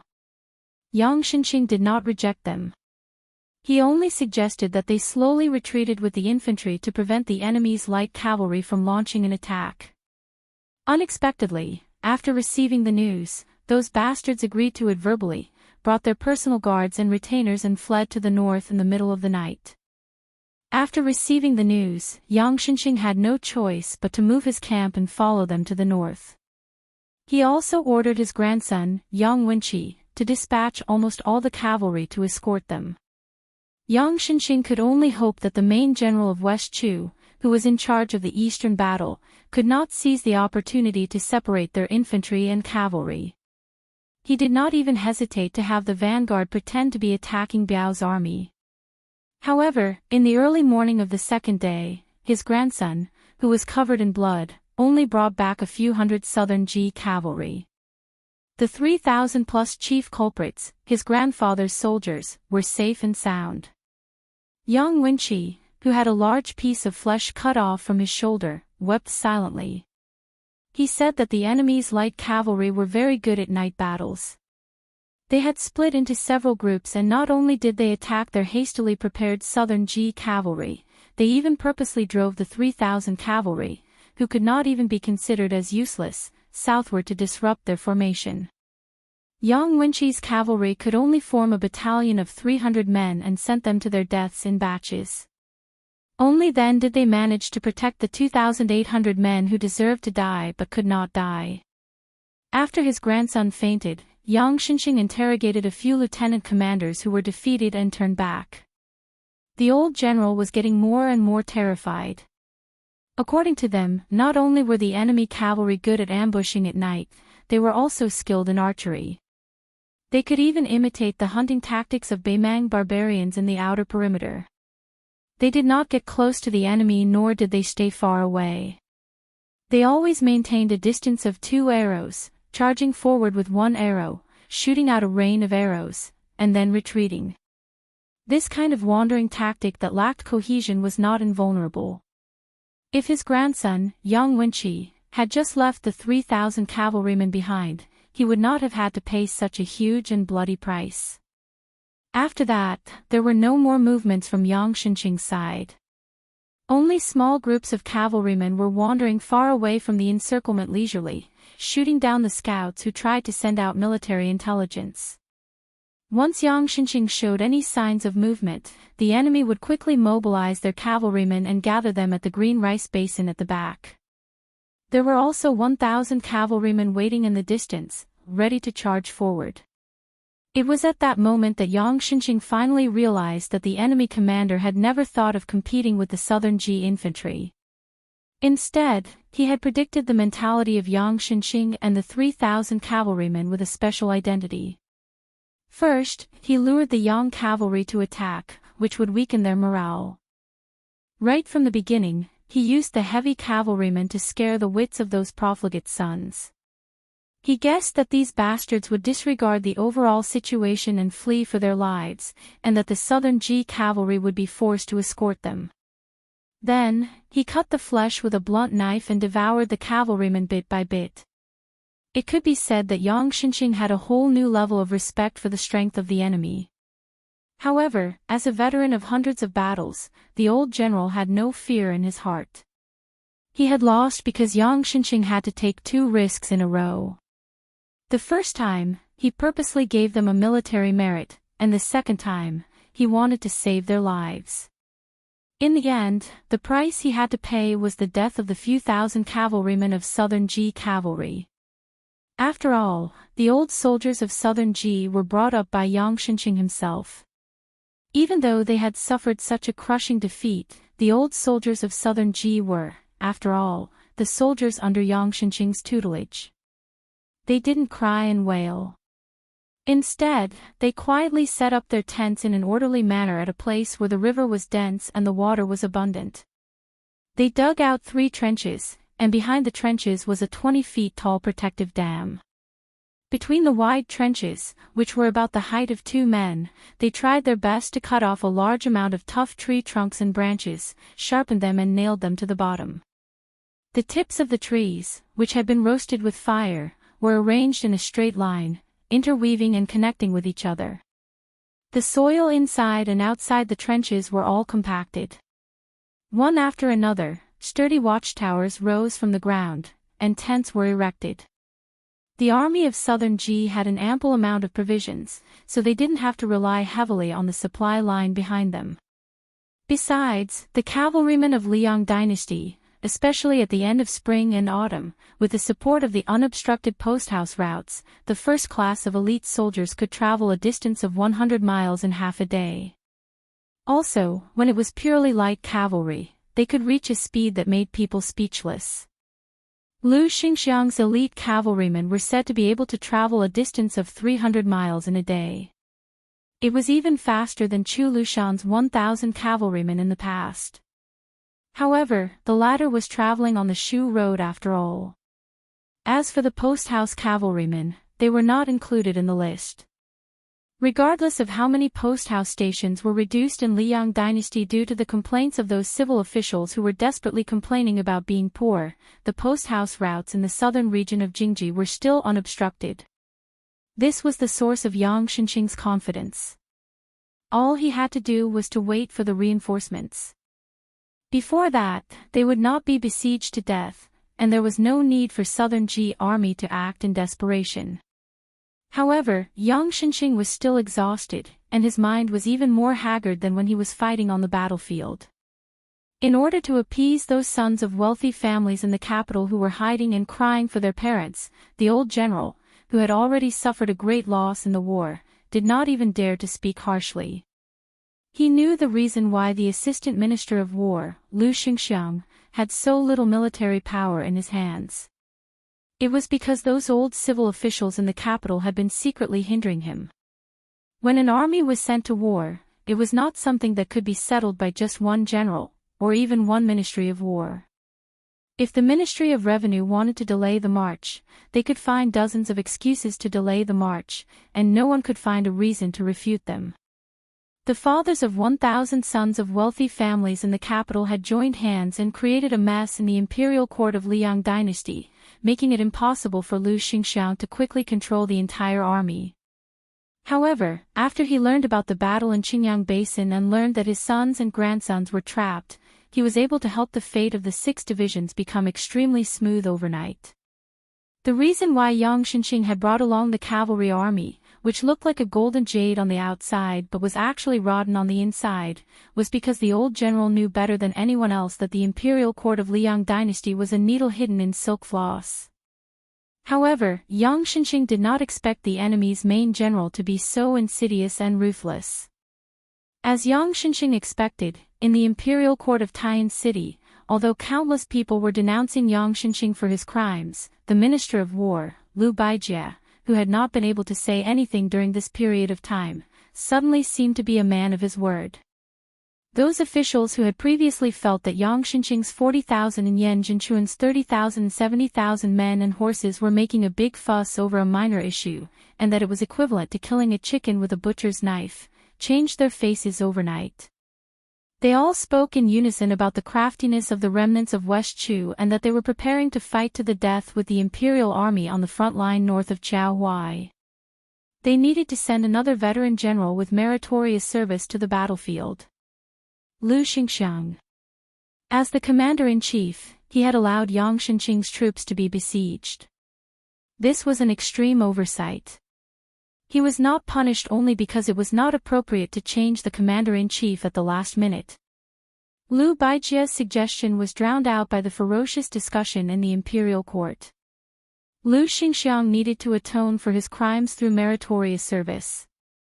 Other than the title of commander-in-chief, in reality, he did not have many troops that could be used for meritorious service. The one who truly led the troops was still the veteran General Wu Jun, who used troops steadily. This time, he had mobilized the 30,000 elite soldiers of the Jingji Fifth Army. Furthermore, under a secret order from the Ministry of War, Yan Jinchuan had marched down from the Dongyu Plains and finally stopped in the area of the scattered warehouses. Then, he would turn to the east and assume the position of a large army pressing down on the border from a commanding position. This was to support Wu Jun's 30,000 troops. When the time came, whether Yan Jinchuan's cavalry would attack or defend would still depend on the orders from the Ministry of War.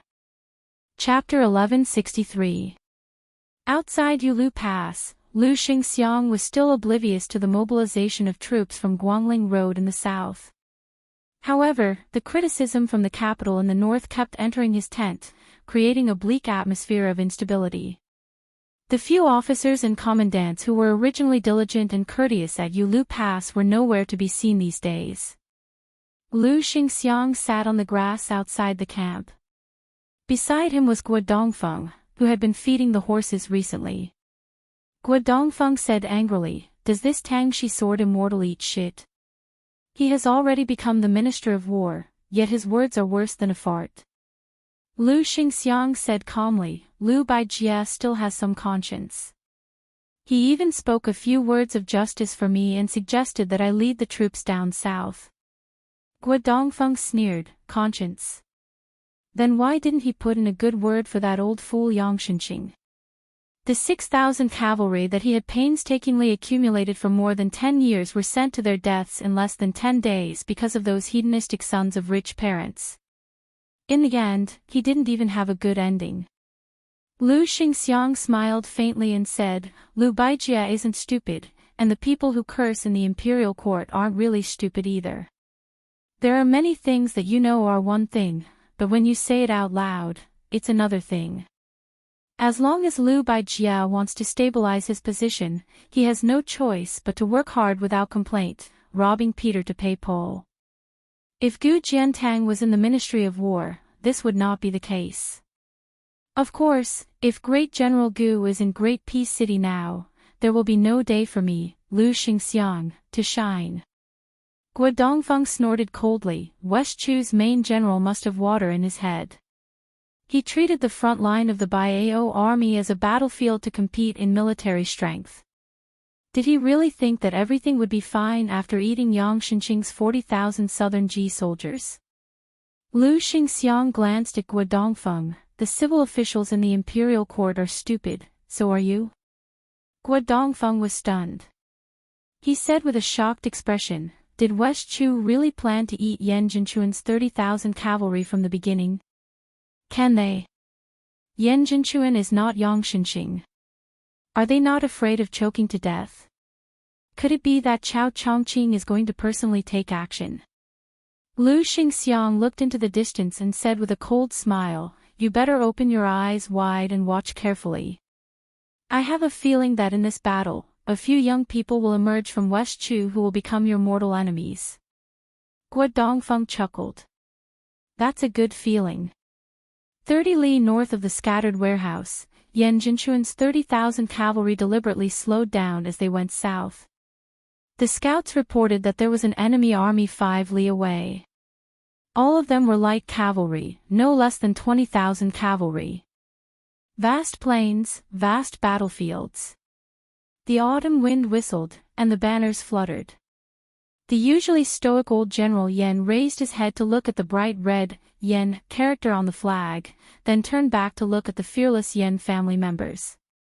The old man said in a deep voice, pull out the flag. Old General Yan Jinchuan, who was supposed to be in the rear, was going to lead the charge. Immediately, a few of his trusted generals came out to stop him. Yan Jinchuan held up the long spear that had accompanied him for many years, shook his head, and said, if we win, it will most likely be the last battle of our lives. We can't just stand here and watch. If we lose, it will be our last battle. How can we die on the run? The moment Yan Jinchuan said this, the generals were speechless. The army pressed forward, and the banners moved forward. The enemy's 20,000 light cavalry did the same. Yan Jinchuan led 30,000 against the wind, while West Chu led 20,000 against the wind. There was no advantageous slope under the hooves of both sides, and there were no infantry formations. The territory here was vast enough for a sufficiently wide front line and cavalry to be deployed in batches. Thus, it could be said that the commanding talents of the cavalry commanders on both sides could be perfectly displayed, and the combat strength of the cavalry could be perfectly reflected. This was a perfect battlefield to see who was weak and who lost, and who retreated and who died.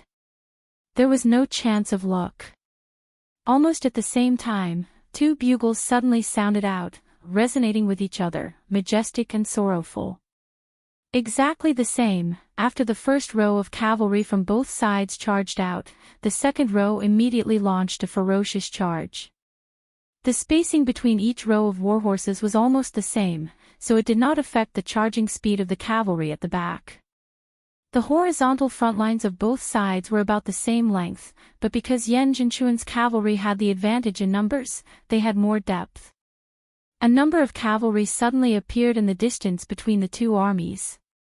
The few of them did not affect the overall situation, and the men and horses did not wear armor. Among them was the young man who had followed Pei Sui to the peak of Luohu Hill, Xia Shibian. It was also this nameless West Chu commoner who had the guts to point out the situation in front of Chao Chongqing and Sun Shiji. Chao Chongqing laughed and called him half-xia. This young man summarized the entire plan of West Chu's revival into getting beaten up and beating people up. In reality, the entire Northern Front matter was decided by Xia Shibian. From the UAO army taking over the town at the last moment, to the bait and night attack, to the encirclement and not attacking, to the Liang imperial court to lead Yan Zhenchuan's cavalry to scatter. Until now, he was watching from afar. It was all because of this person's strategy. A middle-aged man who was a head taller than Xia Shibian on horseback asked in a deep voice, "General Xia, do we really not need to immediately use the 3,000 heavy cavalry hidden behind? Do we really not need to give the order for them to wear armor and mount? Yan Zhenchuan's 30,000 cavalry are not soft persimmons." Xia Shibian pursed his lips and shook his head. There is no meaning in using the heavy cavalry too quickly or too slowly. Xia Shibian spat out a mouthful of turbid air and said slowly, "Moreover, the death of 2 light cavalry soldiers is still worth it compared to the death of 1 heavy cavalry soldier. It can even be said that unless the 3,000 heavy cavalry is used to win, if they know that the heavy cavalry cannot change the situation, then the 20,000 light cavalry can be used to scatter the spirit of Yan Zhenchuan's cavalry, and this battle can be considered over. Otherwise, I would rather not have a single light cavalry left and retreat with the heavy cavalry to deal with the next cavalry battle."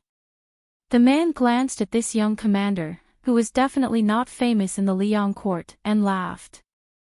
This person was born in the place where the founding emperor of the Dechu dynasty rose. That place once had the reputation of 4 marquises in 10 li. After Taizu of Dechu became emperor, there were more than 160 generals and marquises.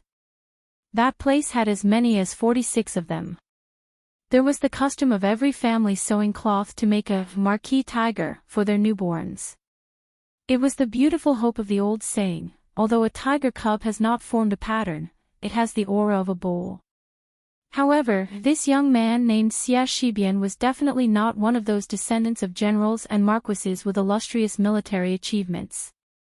However, this did not matter, because he was Chao Chongqing's only disciple. Xia Shibian coldly watched the situation of the battle from the side. An hour later, 2 hours later, the muscular man and several other men at his side were all covered in sweat. Xia Shibian raised his butt and craned his neck to take a few glances.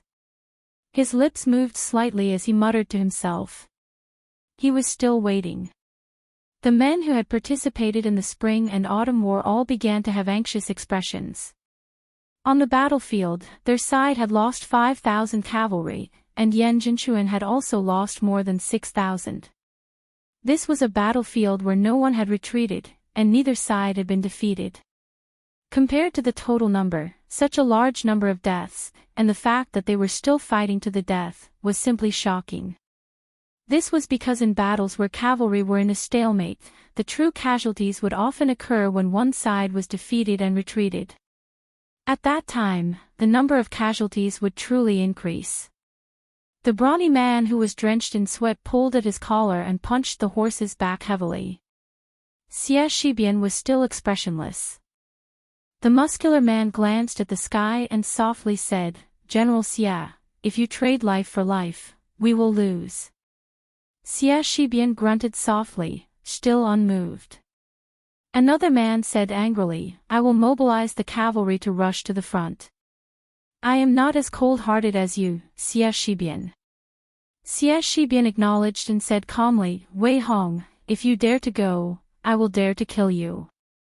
The man gritted his teeth and said, "With your mediocre skills." Not far away, a handsome young man with 4 long swords on his back hesitated for a while and said coldly, "I, Lu Sichu, can kill you." The man roared, "Lu Sichu, don't think that I am afraid of you just because your grandfather is Lu Dantian." Xia Shibian said indifferently, "I have said it before. Either Yan Zhenchuan dies in battle, or the Yan family's cavalry is mostly exhausted. Only then will it be time for us to fight." You can ignore the fact that Lu Dantian is the #1 swordsman in Dechu, but since you are a soldier of my army, you have to listen to military orders. If you want to die, I will not stop you. But please, Wei Hong, die on the battlefield in the future, under the hooves of the Liyang cavalry. The ferocious-looking man rubbed his face and spat out a mouthful of saliva. If we lose this battle, I will beat you to death with my own hands even if I have to disobey orders. After an hour that felt extremely long, Xia Shibian said in a deep voice, Lu Tsong, Wei Hong, listen to orders. Wei Hong cursed and turned his horse around like a madman. Listen to your mother's orders. I will go kill the enemy now. If we win, you can beat me to death later. The muscular man called Lu Tsong cupped his fists and left. Xie Shibian said word by word, remember, do not leave a single prisoner alive. Chapter 1164. Bailu was the 15th day of the 24 solar terms. At night, dew would appear on the vegetation and wild geese would fly south to avoid the cold. In Wei's county of Ningzhou, there were 2 county officers. At the end of last winter, Song Kelly, a foreigner, came here to take up the post. He was very effective in suppressing bandits and destroyed more than 10 horse gang nests. Horses in Ningzhou were frightened by his name. However, at the beginning of summer, Junior Commandant Song was removed from his position without warning by the Ningzhou provincial governor's office. He had been idle at home for several months now. When it rains, it pours. A marriage that had almost been settled was also cancelled. The woman was a pretty girl from a small family in Wei's county. She was not from an official family or a scholarly family. Compared to the young Commandant Song who had a bright future, she was of a higher social class. Compared to the young Commandant Song who had a bright future, she was naturally wronged. The change in the marriage didn't cause too much of a stir in Weizhe County. After all, Ningzhou was in the south of the capital. Everyone in the county was focused on West Chu's revival on the Guangling Road. Who would care about the daily necessities of a poor scholar? Those who had a good relationship with their neighbors would call him Junior Commandant Song when they met. Most people did not like to pay attention to this official who had no backing. However, at dusk during Bailu, an old Confucian scholar with white hair entered the county. He did not ask for directions and went straight to Song Kelly's private residence which had already been moved out of the county office. There was a small carriage parked outside the door so that people would not feel that the house was deserted. The old Confucian scholar looked at the delicate face in the corner of the curtain. The woman was surprised to see a guest in the house. She slowly lowered the curtain and the carriage slowly drove out of the alley. The old Confucian scholar directly pushed the door and entered. Song Kelly was in the yard reading an imperial court bulletin which he had asked for through his connections. When he saw the ordinary-looking Confucian scholar, he was pleasantly surprised. He put the bulletin on the stone table and hurriedly stood up. He bowed and said, "Greetings, Mr. Yuan." The visitor was the reclusive old Hanlin Yuan Pu from the Hanlin Academy. It was this Hanlin elder who had spoken with him that was better than 10 years of reading books. Song Kelly had to think about the words that Mr. Yuan had written on the rice paper almost every day. There are 3 things a scholar does not care about. He does not care about his family's cultivation, he does not care about his family when governing the country, he does not care about governing the country when governing the country. The rise of the country cannot be separated from the contribution of accumulation. Back then, the entire Great Peace City looked at the Song family as a joke. The 2 masters of the Song family who dominated the literary world were angered to death in bed and his reputation was ruined. His father was exiled from the capital and could not be an official for the rest of his life. As for him, the young phoenix of the Song family, he was exiled to Wei's county of Ning province, a place with barren hills and treacherous waters. This was not a tragedy. After he had made some achievements on behalf of the people, first the high officials in the county government, then the Ning provincial governor's mansion, had all tried to suppress him. However, Song Kelly did not feel depressed about this. What really made Song Kelly feel confused was that the people who had received many favors from him in just half a year were now rolling their eyes and mocking him along with their colleagues in the county government. But Song Kelly did not want to complain to anyone except for Yuan Pu from the Yuan Huang sect. Because Song Kelly had a stomach full of inappropriate things, he wanted to consult this teacher who he had not been able to do well in the Hanlin Academy. After Teacher Yuan sat down, Song Kelly asked respectfully, "Teacher, why have you come to Wei's county?" Yuan Pu, who liked to write more than talk, picked up the court bulletin. Probably because he had read too much and his eyes were not good, he raised it higher and browsed through it carefully. After putting it down gently, he spoke vaguely, "I have not left Great Peace City for too many years, so I wanted to go out and take a look." Speaking of this, the old teacher said with some emotion, "After Wang Xianji left Martial Emperor City, an old friend of Great Peace City also left." Yuan Pu looked at Song Kelly and said straightforwardly, "There's a reason why the horse problem in Ningzhou can't be cured. It's just a chess piece on the chessboard. It's neither big nor small. But if you, an outsider, want to move the chess piece, the old chess players will kill you." Song Kelly nodded and said with relief, "As I expected, the horse gangs that have been swarming in Ning province these years are Chao Chongqing's pawns." Yuan Pu said indifferently, "Chao Chongqing has not been idle in the past 20 years. There is also a West Chu spy who became the third in command of Zhao Go. It was this person who proposed to plant spies in the army of Guangling province 17 years ago. In the early spring of the first year of the auspicious talisman, those spies who had been lurking for many years and had become lieutenants, to be exact, 367 of them, half died suddenly and the other half became the core of the West Chu rebel army. This move was completely unexpected by the Ministry of War who had been plotting with Zhao Go for more than 10 years. The Minister of War, Liu Baijie, has a lot to do with this. Otherwise, how do you think West Chu has so many elites who can fight to the death on the battlefield?" Song Kelly was stunned. Yuan Pu wiped his 2 fingers across the stone table and said hoarsely, "There are big and small schemes. To put it in a big way, it is to remove the vassals, to gather the power of the country, to promote the imperial examination, to restrain the military. In the end, it is to swallow Beimang and unify the world. It is to complete the feat that the Qin dynasty has not accomplished in 800 years. To put it in a small way, it is to become someone's eternal emperor." Yuan Pu's finger moved vertically.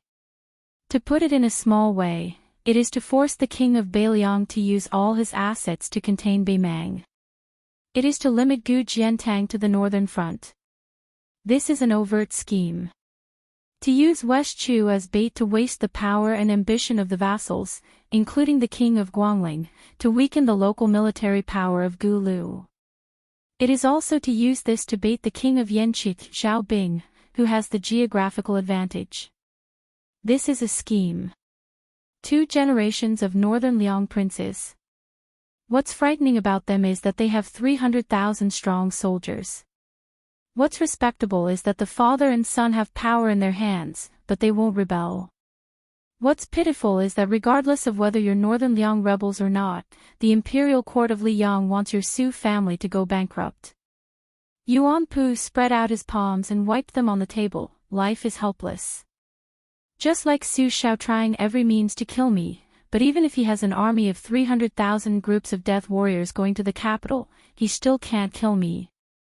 It is like Chao Chongqing, who is talented but unlucky to be born in West Chu. It is like Zhang Julu, who works hard for the good of the world but has to face a situation where his family has the world.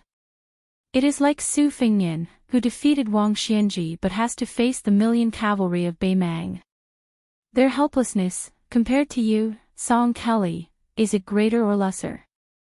Song Kelly was dumbfounded. "Mr. Yuan." Yuan Pu smiled. Song Kelly suddenly stood up and bowed deeply. He said anxiously, "Song Kelly greets Mr. Yuan." This bow was to the imperial tutor of Great Peace City, half-inch tongue, Yuan Benshi. Yuan Benshi ignored Song Kelly's seriousness and said calmly, I shouldn't have met you so early, but I have spent my whole life in that city. In the early spring and autumn period, I was just a nobody. That Sun Ping's name is more useful than my saliva. At the end of spring and autumn, there is nothing for me to do. Now that the chess pieces have taken root, according to Huang Longshi's opinion, the interesting thing about farming is not to wait at home for a good harvest, but to see the gold in the fields with one's own eyes. Moreover, it's not appropriate for you to continue staying in Wuxia County. Why don't you come with me to watch the scene of war and war? Otherwise, we scholars will only talk about the hardships of the people, but in the end, we don't even understand the suffering of the common people. That would be too ridiculous. Song Kelly's eyes sparkled. He said joyfully, I am willing to be Mr. Yuan's lackey. Yuan Benshi nodded and asked, I saw the woman in the alley just now. How do you think she compares to the princess who secretly left the capital just to see you? Song Kelly was speechless and did not know how to answer.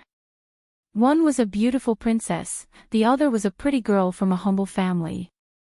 How could they be compared? Yuan Benshi's eyes drifted. He sighed and said, when it comes to relationships between men and women, some people are good people and treat you well. This is a blessing, but it does not mean that they really like you. Some people have bad personalities, but are willing to change a lot for you, but they really like you. The woman surnamed Zhao is willing to risk leaving the capital to find you, but she will not abandon her family. When it is time to choose one of the two, she will leave you. But the woman surnamed Liu in the alley is gentle, but she will most likely do anything for you and will follow you to the end. People in the world always think that people with status will be grateful if they do something for them, but they are not deeply moved by the care of their parents, the help of their poor friends, or the help of their wives. Song Kelly said bitterly, thank you for your advice.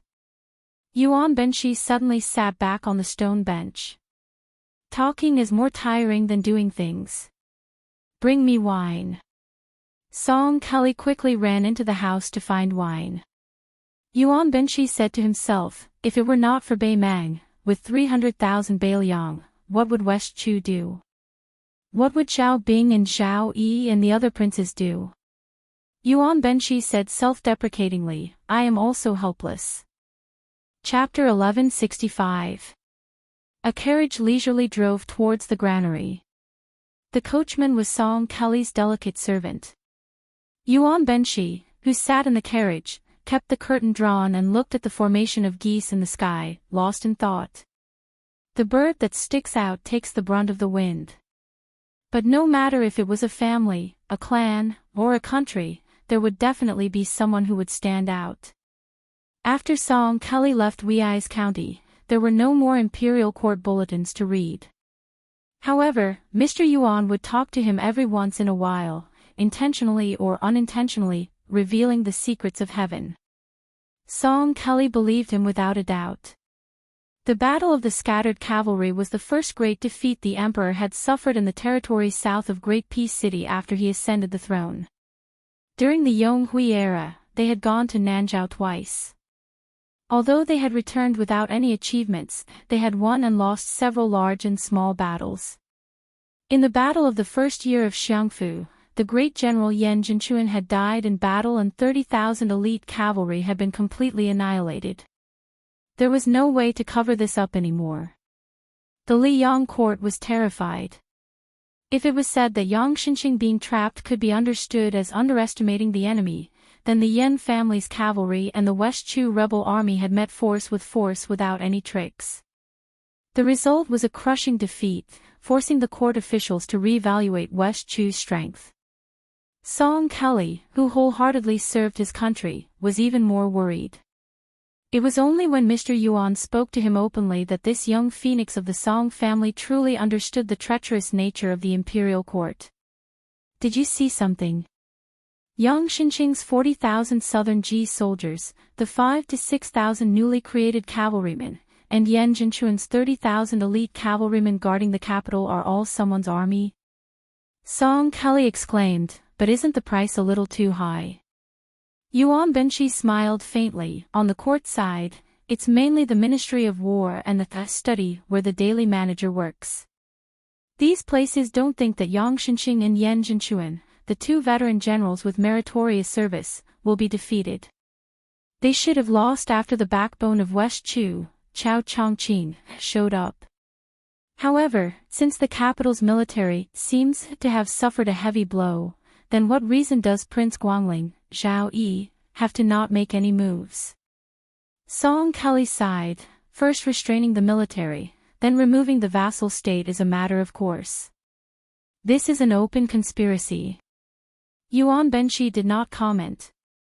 He hesitated and said self-mockingly, I've read some military books, but I don't dare to say that I'm familiar with military affairs. Therefore, I've always tried my best not to interfere in the layout of war. Of course. It's important to know one's own strengths and avoid one's weaknesses. Many times, as long as you don't make mistakes, opportunities will come. Yang Xinqing had lost because of the imperial court. Otherwise, with Zhu Xiao's frontline military strength, both sides were evenly matched. If Yang Xinqing was allowed to fight steadily, he would still be able to gain an advantage.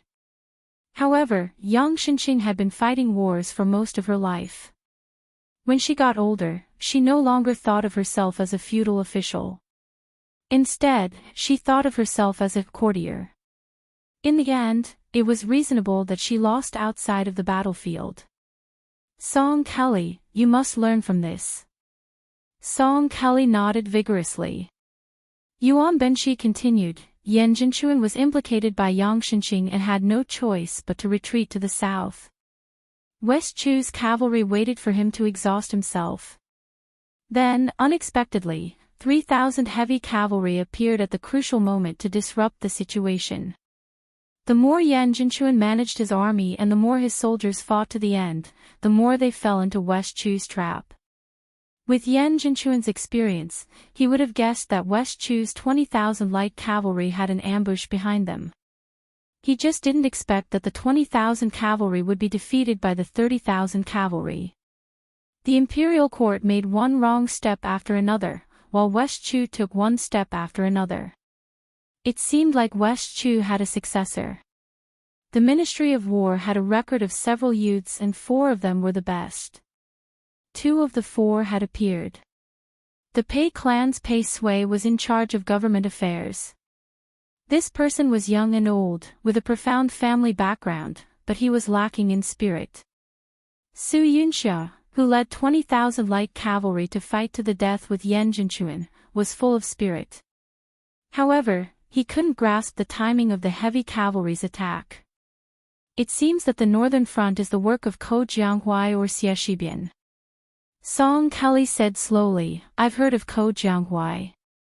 His ancestors were all generals of West Chu. He studied military strategy and was a brilliant figure in Shangyin Academy in his early years. He became teacher Ji Shang before he was 20 years old. He was also brave enough to break through enemy lines. He's a rare talent in both the pen and the sword. As for who Xie Shibian is, I've never heard of him. Teacher Yuan, is West Chu's Northern Front plan really not the Confucian sage Chao Chongqing's plan? Yuan Benshi shook his head. Without these outstanding young people, how would Chao Chongqing dare to revive his country? Yuan Benshi suddenly laughed. It was the kind of laughter that wouldn't stop.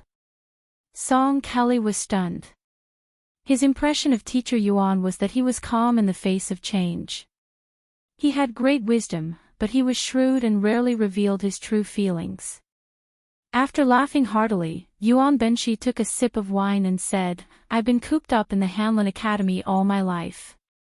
I've heard a lot of famous scholars talk and talk. Although I'm pedantic, I'm still one of the most knowledgeable people in the world. There's no lack of merit. I've either dealt with a group of people who can't see the light of day, or I've dealt with a group of people behind the scenes. These people are even more knowledgeable. Each of them has their own outstanding talents. Some of them are flawless in small details. Some of them have great foresight. When I left the capital this time, I stayed in those inns and towns and listened to the boasting of poor scholars and country bumpkins. Only then did I realize that there's a different flavor to it. Chapter 1166. Song Kelly didn't know whether to laugh or cry, but he didn't dare to comment. During this trip to the south, he had heard many ridiculous comments from frogs at the bottom of the well. Song Kelly often heard them in one ear and out the other, but Mr. Yuan enjoyed them every time. He drank and ate more and more happily. For example, there were some rough people in the marketplace who said that Chao Chongqing from West Chu was too stupid. Why didn't he hide in the capital and assassinate the emperor? He had already assassinated the emperor 3 times, so what if he did it a few more times? It was better than doing nothing on the Guangling road. There were also people who had more practical opinions. They said that if he was Chao Chongqing, he would lead the Jianghu masters to the north and kill a few thousand people each time, once every few days, all the way to the foot of Tai and city without losing a single soldier from West Chu. It wasn't that there weren't any unique opinions. They raised objections. If that was the case, why didn't the imperial court spend a lot of money to hire martial arts experts to go to Beimang? Why did we still need General Gu Jintang's border army? Why did we need the Beiliang cavalry? It was clear that there were rules in the world that the common people didn't understand. However, when these people were asked the root of the matter, they couldn't give an answer. In the marketplace, as West Chu rose up and raised the flag with the word Jiang, the situation of King Liang's army winning the battle did not appear. The battle was at a stalemate and was very lively. There were many people who were angry and expressed their opinions. Yuan Benshi laughed softly and asked, "Do you think that the common people who are far away from the center of power are crude and short-sighted?" Song Kelly didn't hide his thoughts and nodded, "I do think so." Yuan Benshi shook his head and said, "It's not that I haven't thought about reorganizing the forces in Jianghu. However, when the late emperor ordered Su Shao to enter Jianghu, it made a bad start. Later, although the imperial court left many positions among the imperial golden saber guards for the common people in Jianghu and the Ministry of Justice and the Zhaoguo Bureau gave out a lot of protective talismans and a considerable number of copper-embroidered carp bags, they paled in comparison to the Empress of Beimang. Although it was wishful thinking for the prideful top-notch martial artists to work together to assassinate someone at the cost of their lives, it was not difficult to reduce the number of casualties in a battle. But there were 2 things that caused me to completely give up on the idea. One was the orthodoxy of the literary vein in the emperor's heart, the obstruction of the eunuch Han Xingxian, and teacher Lu's attitude that he was the only one in Great Peace City. The second thing is that Su Shao collected all the secret manuals in the world and put them in storage. He also set the rule of Jianghu. From then on, the court and Jianghu did not interfere with each other's business. He was unable to create the scene of Beimang merging with the great river. Yuan Benshi sighed and shook the flagon. He looked at the young Song Kelly and said in a deep voice, "Smart people don't need to use complicated means to achieve great things. They are often very simple. But there is one thing that cannot be wrong. That is, what you see in the distance and the path you take must be right." What was truly difficult was that it was easy to know but difficult to do. Your ancestors and fathers' generation had joined hands to dominate the literary world and suppress others. They might not have known that their actions were hindering the atmosphere of the scholarly circle. Why? Because they could not let go of their family's honor. The current emperor did not adopt Li Xiaoxin's new calendar. It might not be that he did not care about the people. Why? Because he could not let go of his family's prosperity. Chao Zhangxing's outstanding character, even I, Yuan Benshi, admire him. This high-ranking official has entered the imperial palace several times. As long as his killing intent is not heavy, that old friend and I not only did not stop him, but also turned a blind eye twice. Why? Chao Chongqing could not let go of one person. That old friend and I could not bear to let go of our scholarly prowess. It was scattered by the wind and rain early on. Yuan Benshi said emotionally, when a person is stubborn, they become foolish and true. The good and the bad cannot be described in a few words. Song Kelly was about to continue asking for advice when Yuan Benshi had no intention of speaking. He muttered to himself, the Jianghu has mostly been decided by people. The court will also have an end in this dynasty. In the future, I, Yuan Benshi, and strategists like Li Shan and Nailan Yisi will become extinct. As for the imperial tutor, that is even more of an extravagant hope. The following journey to the south was uneventful. General Yan Jinchuan and his 30,000 yen family cavalry were history. The imperial court was still deploying troops and generals. There would be no war in a short period of time. Moreover, the horse thieves had disappeared overnight. The carriage traveled without any danger. It even arrived at the battlefield where the granaries were scattered. Yuan Benshi walked out of the carriage. He did not immediately go to the battlefield where the 50,000 cavalry had been deployed. Instead, he went to the place where the West Chu heavy cavalry had stopped. Liang only had Beiliang, Jizhou, and the two Liao provinces. West Chu's warhorses were naturally inferior to those of these three places. Moreover, when the heavy cavalry rushed to the battlefield, it was impossible for them to gallop with the momentum of a rainbow. Instead, they needed a large number of mules and horses and many auxiliary soldiers. Before the heavy cavalry entered the battlefield, the riders did not wear armor or mount their horses. They only chose to hide in a place not far from the battlefield and quietly wait for an opportunity. Once the heavy armored cavalry completed their charge, the huge impact they would create would be unparalleled. It could be said that the heavy cavalry was like a woman that every cavalry commander wanted to keep in a golden house. They were the most terrifying love rivals that the enemy commander did not want to meet. Yuan Benshi followed the marching route of the heavy cavalry and slowly walked until he reached the final battlefield. Yuan Benshi squatted down and closed his eyes. It was as if he could see the tragic scenes of the battle between the cavalry and the soldiers. At the end of the light cavalry battle, the West Chu heavy cavalry charged out. Yan Jinchuan, who had changed his warhorse several times, was covered in blood. He was not afraid of death.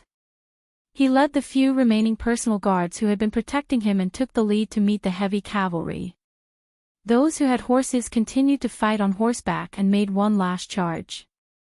The Yan family cavalry, who no longer had any warhorses to ride, stepped into formation and met the unstoppable flood of armored soldiers. After the situation was settled, the exhausted West Chu cavalry continued to chase with gritted teeth. Yan Jinchuan was the first to die in battle. He did not even leave a complete corpse. His generals died soon after. Many of the Yan family cavalry who could no longer fight stared blankly at the spears on the backs of the enemy's horses or at the blades of the West Chu foot soldiers. Many blood-soaked flags fell on the battlefield.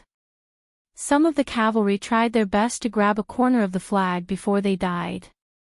After the battle, the young commander of West Chu, who did not personally enter the battlefield, methodically ordered his auxiliary generals to deal with the funeral arrangements. The young man did not have the joy of becoming famous in one battle. He sat alone on the ground and looked around. He quietly lowered his head and raised his arm to wipe his tears. It was not only for the men of West Chu, but also for the Yan family cavalry of the enemy camp. Chapter 1167. Wudong's 81 mountain peaks were a spectacular sight, but not every peak had a Daoist temple, and not every mountain had a Daoist cultivator. Among them, the small pillar peak in the north had relied on the east wind of the northern Liang king's large-scale construction to build a new Daoist temple. The master of the temple was the old Daoist Song Jiming's youngest disciple, Han Gui. This young Daoist cultivates his heart, not his strength. Even the old sect leader Wang Zhonglo once said, "This child is upright and sincere, the further he goes in the future, the further he will go." However, even though Wudong's mountain style was simple and honest, Han Gui was neither proficient in alchemy nor talismans. Even his divination skills were sparse, so Song Jiming never allowed this disciple in closed-door training to open the peak. Of course, with the incense offerings of Wudong Mountain in the past, even if they wanted to, they were powerless. After Wang Zhongluo passed away, the sect leader was changed from Hong Shixiang to Li Yufu, but Han Gui still cultivated in a tepid manner. Green Mountain Taoist Temple was newly completed. After the initial celebration from the various Taoist temples, Han Gui was not a person who was good at extravagance. The remote little pillar peak soon quieted down, and the number of pilgrims at Green Mountain Taoist Temple could be counted on one's fingers. However, there was a child who often came to Green Mountain Temple to play and became familiar with the boy who swept the path. Later, the child brought a young man to offer incense, who was said to be his master. The temple master, Han Gui, climbed the mountain at a young age and concentrated on studying the classics. He had always lived in seclusion and did not pay attention to worldly affairs. He also did not recognize the pilgrim who could not be considered extravagant. The third time the pilgrim entered the mountain to offer incense, Han Gui still did not recognize him. Instead, it was the disciple sweeping the floor who remembered the person's face and secretly reminded him in a low voice. Han Gui then hurriedly stepped over the threshold and called out to the handsome young master, saying that the Taoist temple was simple and crude, and that there was only crude tea to welcome guests. The handsome and resolute pilgrim did not refuse and agreed with a smile. Han Gui made good tea. The tea was wild tea from the mountain, but Han Gui's tea was not like those of the famous Jiangnan scholars who did not pay attention to the water used to make the tea. The two drank. The pilgrim who called himself Liangzhou Suqi did not say much, only praising the tea's profound taste. Han Gui did not know how to exchange pleasantries and could only laugh it off. While they were drinking tea, the child who came to Shaozhou Peak to play from time to time and Han Gui's disciple, Qing Xan, sat on the stone steps outside the main hall and chatted. Although Qing Xan was young and had endless homework and work to do every day, his seniority in the Wudong Peaks was not low. The old chief Wang Zhongluo and the others had the highest seniority on the mountain, but with the passing of the oldest Song Jiming, only Chen Yao and Yu Xingrui were left. Next was the new chief Li Yufu's generation. Because the previous generation took in very few disciples, Han Gui, as one of Song Jiming's 6 disciples, had the same seniority as Li Yufu. Next was the Qing generation. There were about 40 people on Wudong Mountain. Although there were signs that the number was gradually increasing, if the little Taoist child Qing Xian went to places like Lotus Peak and Jade Pearl Peak where incense burned, many middle-aged Taoist priests might even call him martial uncle. The little Taoist child Qing Xian wore a Dongxian scarf commonly seen in martial arts.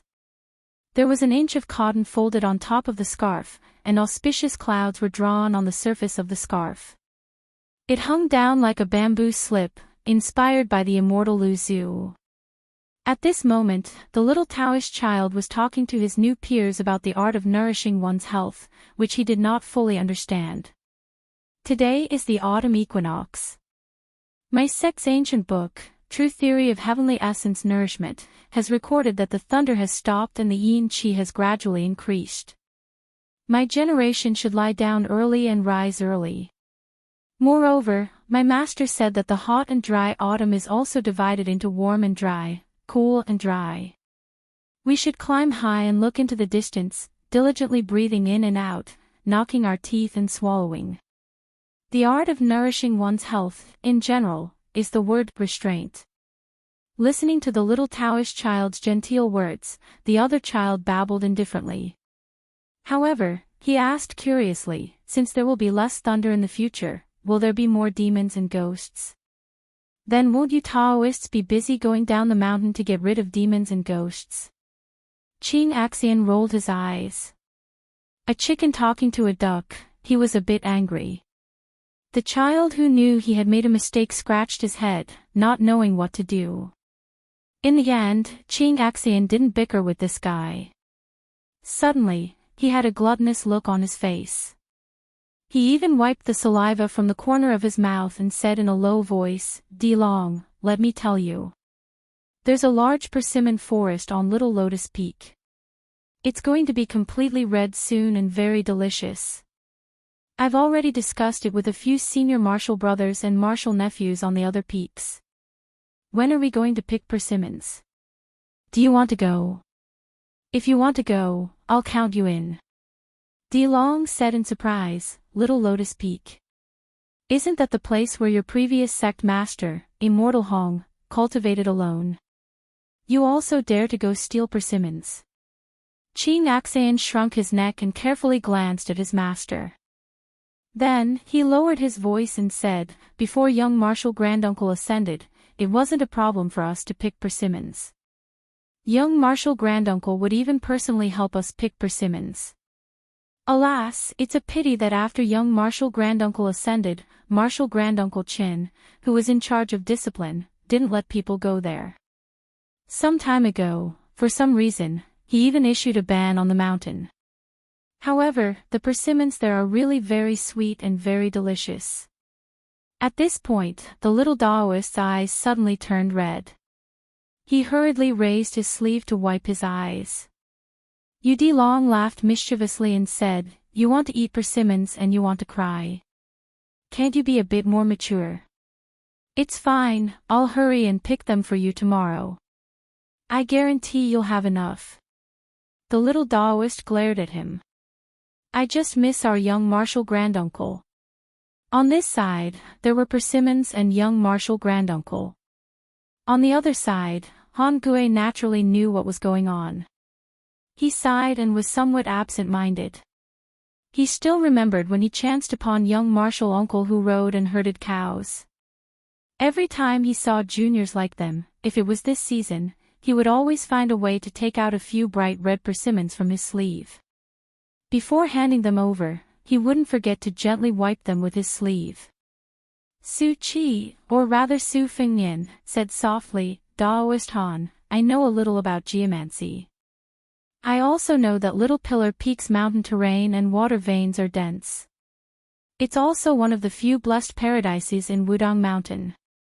Forgive me for asking, but why is there so little incense even though Green Mountain Monastery has been built?" Although Han Gui was not well versed in the ways of the world, his Dao heart was clear. He immediately understood the meaning behind this person's words. He smiled and said, "Logically speaking, Little Pillar Peak's geomancy is indeed very good. It should have been handed over to an extremely talented eldest disciple of the Qing generation to establish a sect.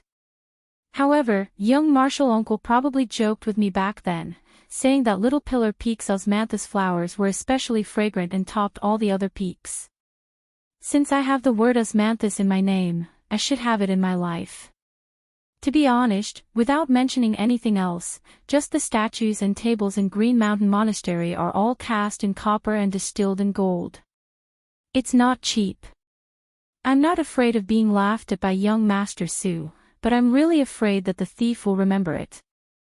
When the time comes, I won't be able to stop him even if I try my best. Actually, as far as I'm concerned, studying anywhere is still studying and cultivating. After all, in one's life, one can only eat a few bowls of rice, wear a set of clothes, and sleep on a bed." Su Fengnian joked, "Daoist Han, as a cultivator, why would you care about those yellow and white things?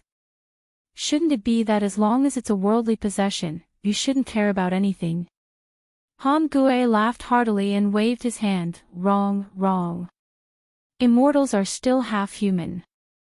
As for Jinren, the emphasis is on the word Jinren." Su Fengnian seemed to be unhappy. He frowned and said in a low voice, "Forgive my ignorance, I don't understand the meaning of this. I hope Daoist Han can enlighten me." Chapter 1168. Han Gui didn't care about young Master Su's gloomy expression. She smiled and said slowly, "Sleep, eat 3 meals with your eyes open, work hard and take care of your family. These are all a person's duties. They can't be ignored just because one's status is high. Although Taoists are people who leave the secular world, the road to immortality has a bleak future. When we cultivate, it's said to be the great way of immortality. Actually, in my eyes, we are cultivating a principle. For example, if a person is at home and looks after the things in the house, they won't be lost or damaged. If you're lodging, you should protect the things in the courtyard from being stolen or robbed. I am a passerby of this Green Mountain Monastery and a lodging person in the secular world. If I can turn stone into gold, I won't feel heartache if I can compensate for the loss of the gilded statue. But I only know how to cultivate, I don't know how to make money. Since I can't compensate, I have to feel heartache. Su Fengnian smiled and said, Taoist priest's principle is very vulgar, but it's not bad. Han Gui smiled and said casually, I have a vulgar idea. I want to become an immortal. Su Fengnian rubbed the edge of the porcelain cup with 2 fingers and said softly, I've met a few people who can live forever but don't want to. Han Gui didn't think that this young master was exaggerating. She sighed sincerely and said, It's a pity that I haven't left the mountain since I came up. I can't learn from my 2 martial uncles. If I have the chance in the future, I will definitely go down the mountain to take a look. Su Fengnian smiled and drank a big mouthful of tea, sweeping away the depression in his heart. He then asked Han Gui for a lot of knowledge about cultivation and health. The latter answered fluently and said everything she knew. She didn't hide anything. The sun was setting in the west, and the sky was gradually getting dark. The 2 children on the steps had already changed from sitting to squatting, then to standing, and then from standing to lying down. It couldn't be helped that their respective masters were so engrossed in their conversation that they didn't show any signs of stopping for a while. They were truly bored to death. Yudilong and Qing Xing both began to doze off. Yudilong felt that waiting was not a solution, so he could only use a few dishes that he had tasted at the Qingliang Mountain Wang Fu to help the little Taoist relieve his tiredness. Some green radish and orange duck soup, some peach blossom braised mandarin fish. Qing Axian didn't know what they tasted like, but just hearing them made her salivate. Su Fengnian glanced at the twilight in the courtyard and stood up apologetically. Sorry for disturbing you today and delaying your cultivation. Han Gui stood up and shook his head with a smile. It's all right. Young Master Su, you can come to Green Mountain Monastery more often when you're free, especially when the winter bamboo shoots are out. Su Fengnian's reply was a bit of a killjoy. I most likely won't have a chance to come here in the short term. Han Gui was stunned and didn't know how to respond. Su Fengnian smiled. My family's collection of books is quite abundant. Later I'll have someone send some books to Green Mountain Monastery. Just treat it as borrowing them for Taoist. Han Gui made a sound of agreement. Yudilong saw that his master was finally going to return home. He jumped up and said with a smile, Let's go. Qing Axian, I'll come and play with you later. The little Taoist hurriedly stood up and jogged down the steps. Together with his master, he saw young Master Su out of the monastery. Watching the 2 figures, one big and one small, gradually disappear into the distance, the little Taoist's face was full of reluctance. Master, what were you talking about with that young master? Young Master Su consulted Master about a scattered ancient text. It was broad and profound. Rather than saying that Master was dispelling his doubts, it would be better to say that young Master Su was teaching. It was like a Daoyin technique. Alas, if one really wanted to study it thoroughly, it would take at least 10 years, and at most a lifetime. It looks like there's no need to rush down the mountain. It's so hard to learn. Master, then don't learn it. There are so many books in the world, how can one understand all of them? This one is not the same. Master, then please don't teach me this one. If you have to read it for 10 years, then I won't be able to leave Mount Wudong for 100 years. I won't do it. After all, you just don't want to cook, right? Ha, ha. Forget it. Today Master will do it personally, so that you don't know how to sprinkle salt. Oh right, remember that a cultivator can't be idle all day long and be an empty shell. Go, while Master is cooking, copy the 9 notes of obedience to life twice. Su Fengnian and Yudilong walked down the small pillar peak along the newly opened stone path. Yudilong couldn't help but ask, Master, do you really think there are ghosts and gods in this world? Su Fengnian casually said, if you believe it, then there are. If you don't, then there are none. The child made an "oh" sound. Looking at the dark mountain forest, he was somewhat uneasy. After being interrupted, Su Fengnian, who was originally thinking about something, glanced at the child who was following closely behind him. This eldest disciple's talent in martial arts was really amazing. Although Yudilong, whether it was out of his own heart or because of the poor environment he grew up in, had an almost flawless ability to hide his inadequacies from everyone, Yudilong's talent in martial arts was really amazing. Su Fengnian had once inadvertently confirmed one thing. As long as this child walked through any complex structure once, he would be able to outline a 3-dimensional picture for you. This kind of talent was even rarer and more precious than a simple retentive memory. The so-called martial arts genius was just like this. Su Fengnian had been watching from the sidelines for a long time. He realized that this disciple of his was a little warm-hearted and cold. Although he was very familiar with the little Daoist Qing Xan, in Yudilong's heart, he had already drawn a clear line. He could not cross the line, he could not go against the dragon scale. He could laugh and play around, but if he crossed the line, Su Fengnian could not guarantee that Yudilong would do something extreme. However, this was Su Fengnian's first time being someone's master. Although he didn't agree with the way Yudilong interacted with Wang Xing, Lu Yunzhang, and the Daoist child, Qing Xan, he didn't feel the need to force the child's temperament back. Su Fengnian thought for a moment and suddenly asked, do you think that Lu Yunzhang looks very smart, but is actually very stupid? Yudilong opened his mouth wide as though he wanted to deny it, but looking at his master's clear eyes in the night, the child didn't say a word and lowered his head. Su Fengnian smiled and continued walking. He said softly, a master also has a master. Let me tell you a story that my master told. It's about his learning experience. Yudilong looked up at his master's back and bit his lips. Su Fengnian slowly said, there's an allusion to the empty city strategy. It says that when 2 countries fought, one side's superior commander was scared off by the other side's empty city.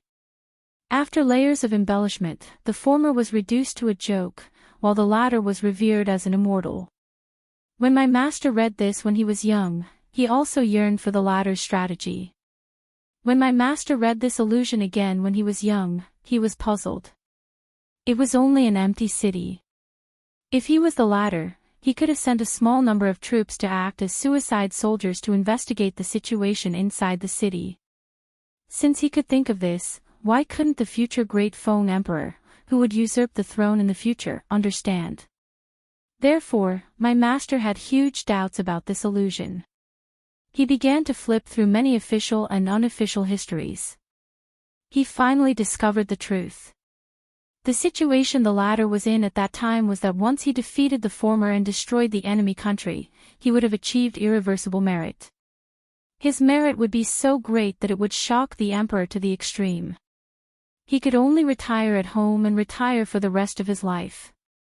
After my master finished telling me this story, he told me that there are 3 realms in studying. It's the same for judging people. Yudilong blurted out, Master, I think that if the story is true, then the former is also very smart. The empty fort stratagem, in itself, is not clever. What is clever is that he used this stratagem to scare off the enemy. Both of them had a way out, and by the way, he won the respect of the future generations. Su Fengnian nodded and said, that's what I told Master back then. Yudilong scratched his head. Su Fengnian smiled and squinted his eyes.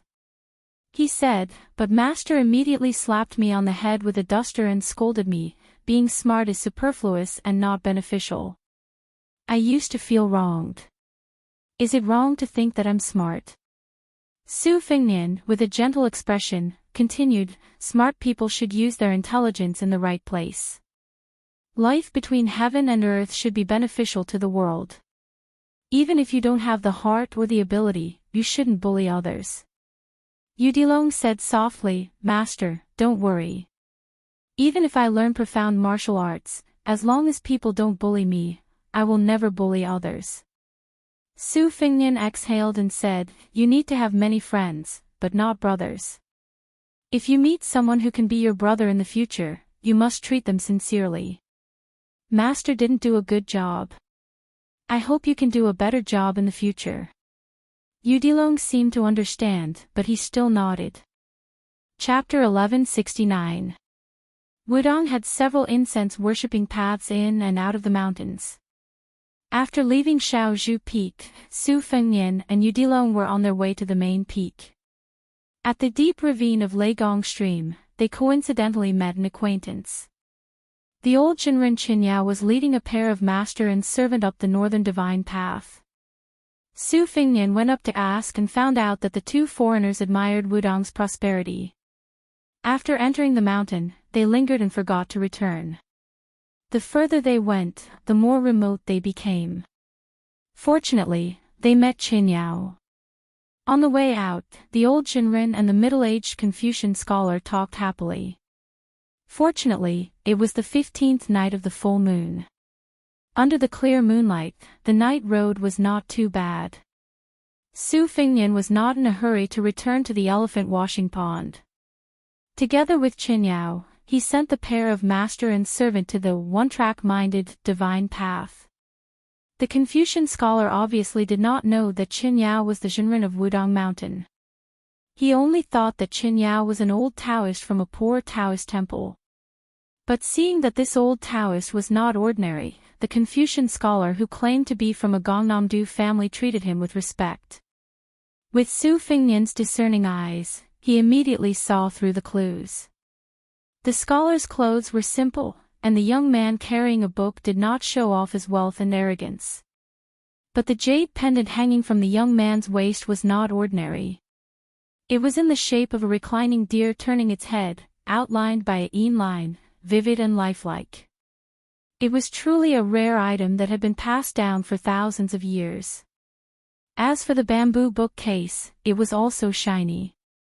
It was obviously an item passed down from generation to generation. The so-called foundation of a rich and powerful family was reflected in these gentle details.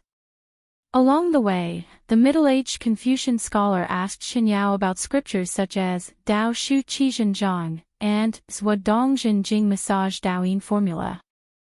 Su Fengnian could see that although these scriptures were introductory Taoist classics, they were orthodox and mellow. They had been approved by the Taoist immortals of various dynasties and had detailed annotations. They were especially suitable for people who were busy with work to take a break from work. After Qinyao sent the master and servant to the main road, the two sides happily parted. The old Jinren stood side by side with Su Fengnian, watching the Jiangnan Confucian scholar who had traveled thousands of miles to Beiliang leave. He laughed softly and said, "Did Prince see anything?" Su Fengnian nodded and smiled. "It should be the Deer Song family of Gongnamdu. The accent matches, and the family history revealed by the words is also similar. Although the Song family is at the bottom of the 10 wealthy families of the spring and autumn period, a starving camel is still bigger than a horse.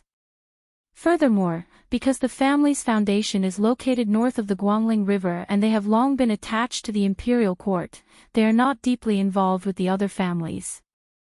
Now in Liang, they are considered a first-class noble Chinese family. Back then, the Song family of the capital had 2 teachers. Before they became famous, they had no choice but to use the banner of a distant branch of the Deer Song family to gain a firm foothold in Taiyan City. I heard that the Deer Song family has a lot of complaints about the Song family that burned the bridge after crossing the river. Qinyao twirled his beard and smiled. If I am not wrong, this person should be the youngest son of dear Song Yeping, Song Dongming. Legend has it that before this child was born, an auspicious white deer rushed into the mansion, and Song Dongming was born. Su Fingnian did not expect Song Dongming to come to Beiliang personally. He frowned and said, "This person is one of the hidden ministers that someone in the imperial court has taken a fancy to." On the surface, after he lost Yin Mao Chen in the spring of Yonghui, he has devoted himself to the mountains and rivers for many years, but in reality, he has been hibernating and accumulating power. Powerful families like the Song family have always liked to speculate everywhere. However, to put such an important person like Song Dongming in Beiliang seems to be too risky. Chen Yao shook his head and turned to look at Su Fingnian face to face. He asked, "Your Highness, do you think that once Beimang invades the south, Beiliang will lose more than win?" Su Fingnian did not hide anything. He said calmly, "If the Empress of Beimang only uses half of the country's power and the southern dynasty's army to invade the south, I have full confidence that I can defend Beiliang's border. However, if the Empress of Beimang personally comes to the border with all of Beimang's military orders and generals, even if Beiliang already has 2 lines of defense, it will still be impossible to stop Beimang's iron hooves." To be honest, if it were not for Chen Jibao being conferred the title of King of Western Shu, allowing the Su family of Beiliang to build Western Shu and Nanzhao into the 3rd line of defense, we still have the confidence to stop Beimang from invading the south. According to my master, Li Yishan's plan, Beiliang's 200,000 border soldiers, Yuliang and Nanzhao, and finally Liuzhou's western regions and Western Shu's Nanzhao, would be enough to hold Beimang's million-strong army. However, the imperial court used Prince Xiao Kai to go to the western regions with a vase and Qin Jibao to be conferred the title of king to become a vassal, disrupting the situation that Beiliang painstakingly built up. Otherwise, with Shu's Nanzhao and Nanzhao's thousands of li of depth, even if they lost the border, they could still attack and defend. Not to mention 5 years, even if Beimang was given 10 years, they still wouldn't be able to enter the Central Plains. Chapter 1170. Su Fingnian rarely confided in others, especially when it came to matters of national security. He would not take the initiative to mention even half a sentence to others. However, he had always been close to Mount Wudong, and Chen Yao was a senior of virtue and prestige on the mountain. He was the shitty of the old hierarch Wang Zhongluo and also Hong Shixiang's shitty, so Su Fingnian did not have the slightest bit of wariness. Moreover, a person with a treasure in his heart would always need to say a few words. The moon was bright and the stars were sparse.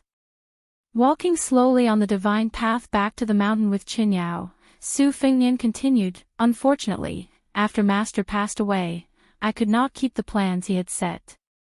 When I defeated Wang Xianji, I had 2 choices. One was to go to Western Shu and kill Chen Jibao, who had ruined Beiliang's grand plan. Even if I had to bear the name of a rebel, I had to take Western Shu, which had always been easy to defend and difficult to attack. The other was to go to Mount Longhu and kill my enemy, Zhao Huangchao. Out of selfishness, I still chose the latter.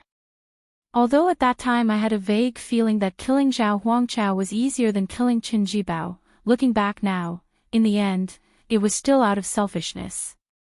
Every time I think about it, I feel uneasy."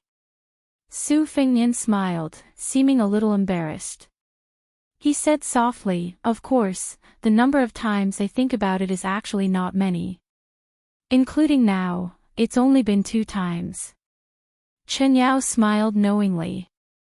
"My master once told us that cultivation is neither easy nor difficult. In fact, it's just being one's true self, speaking from the bottom of your heart, and doing things with love. In my opinion, cultivation is for the sake of attaining the Tao. There's nothing wrong with that. Everyone in the world is cultivating and making choices.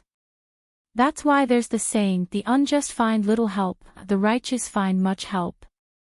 Since the prince is being frank and honest, this humble Daoist might as well speak his mind. If there is any disrespect. This humble Daoist believes that the prince will not vent his anger on Wudong Mountain. The prince's actions over the years are worthy of trust. This was common sense, and Bailiang was the same. His Highness oversaw the northwest of the dynasty, and together with the great general Gu Jiantang on the eastern front, he faced the Beimang Iron Cavalry. Regardless of whether he was a prince with a different surname, or if he was called the second emperor, this was the responsibility that the eldest son of the Su family should bear. He could not shirk his responsibility because of a few sarcastic remarks. Generations of Wudang people were willing to get close to the great general Su Shao.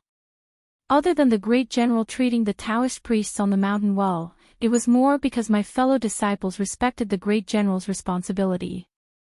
Your Highness is the new head of the Su family and the new Prince Liang of the dynasty. Wudang Mountain, where this humble Taoist is from, is generally satisfied. However, there is one thing that this humble Taoist cannot bear to look at. Today, this humble Taoist must let your Highness know. Su Fengnian smiled and said, Taoist priest, please say it. Good words enter the ear, bad words don't take to heart. Chen Yao looked at the amiable young king and said seriously, Your Highness is too gloomy. Su Fengnian did not expect such a statement. For a moment, he was speechless and did not know whether to laugh or cry. The middle-aged Taoist priest said angrily, Your Highness, after all, is only a young man in his early 20s. You are also a figure who has climbed to the top of Jianghu. You should be at your most high-spirited, how can you be so gloomy? Compared to this humble Taoist priest who has lived for more than 80 years, his mentality is even more gloomy. Hey, not to mention this humble Taoist priest, when this humble Taoist priest was at your age, he was not as arrogant as you.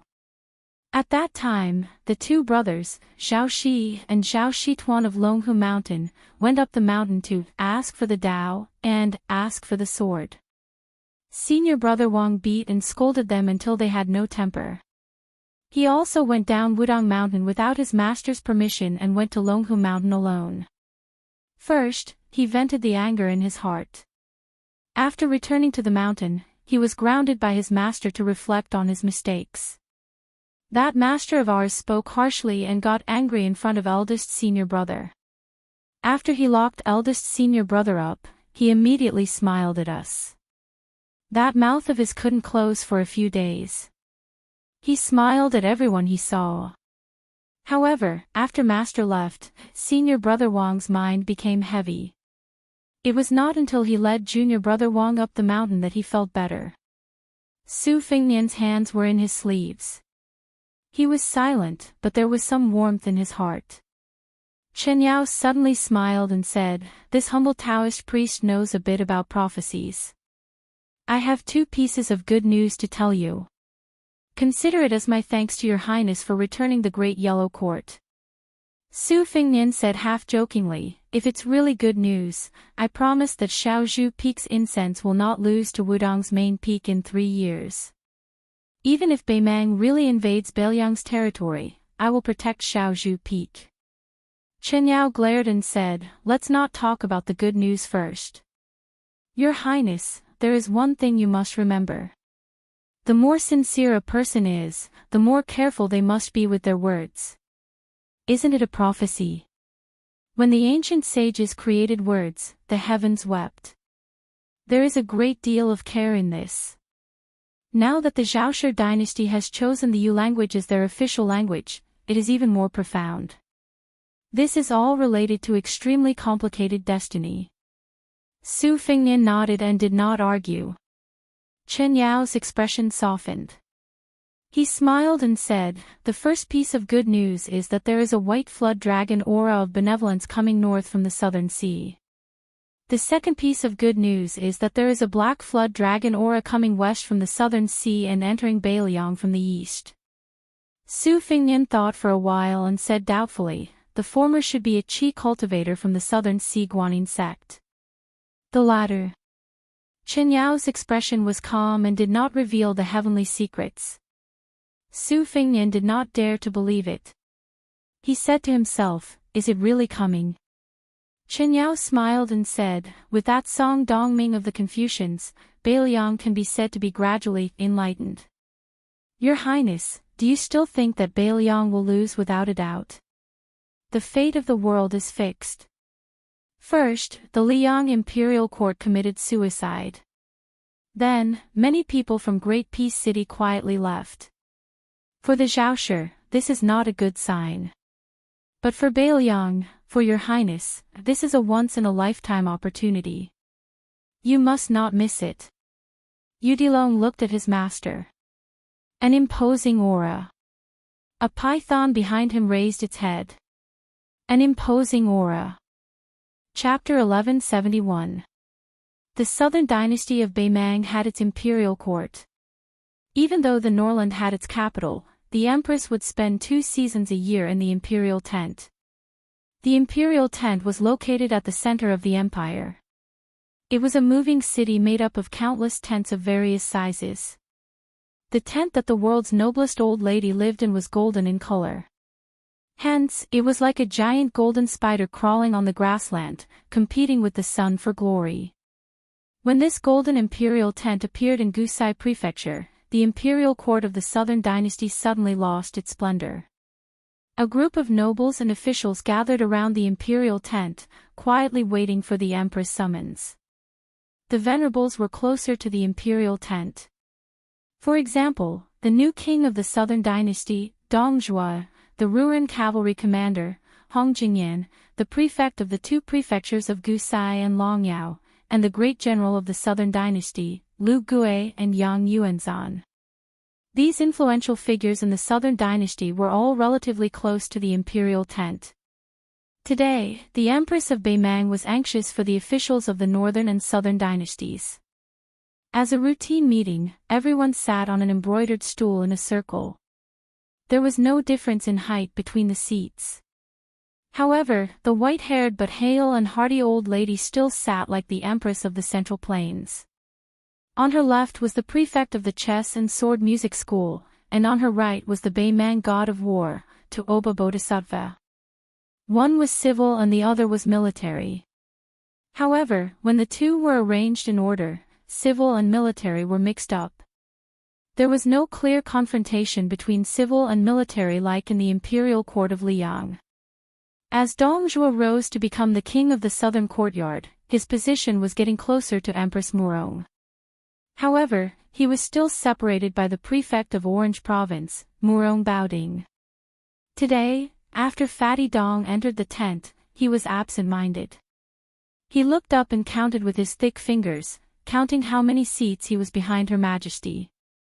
Anyway, he was already the highest official in the southern dynasties.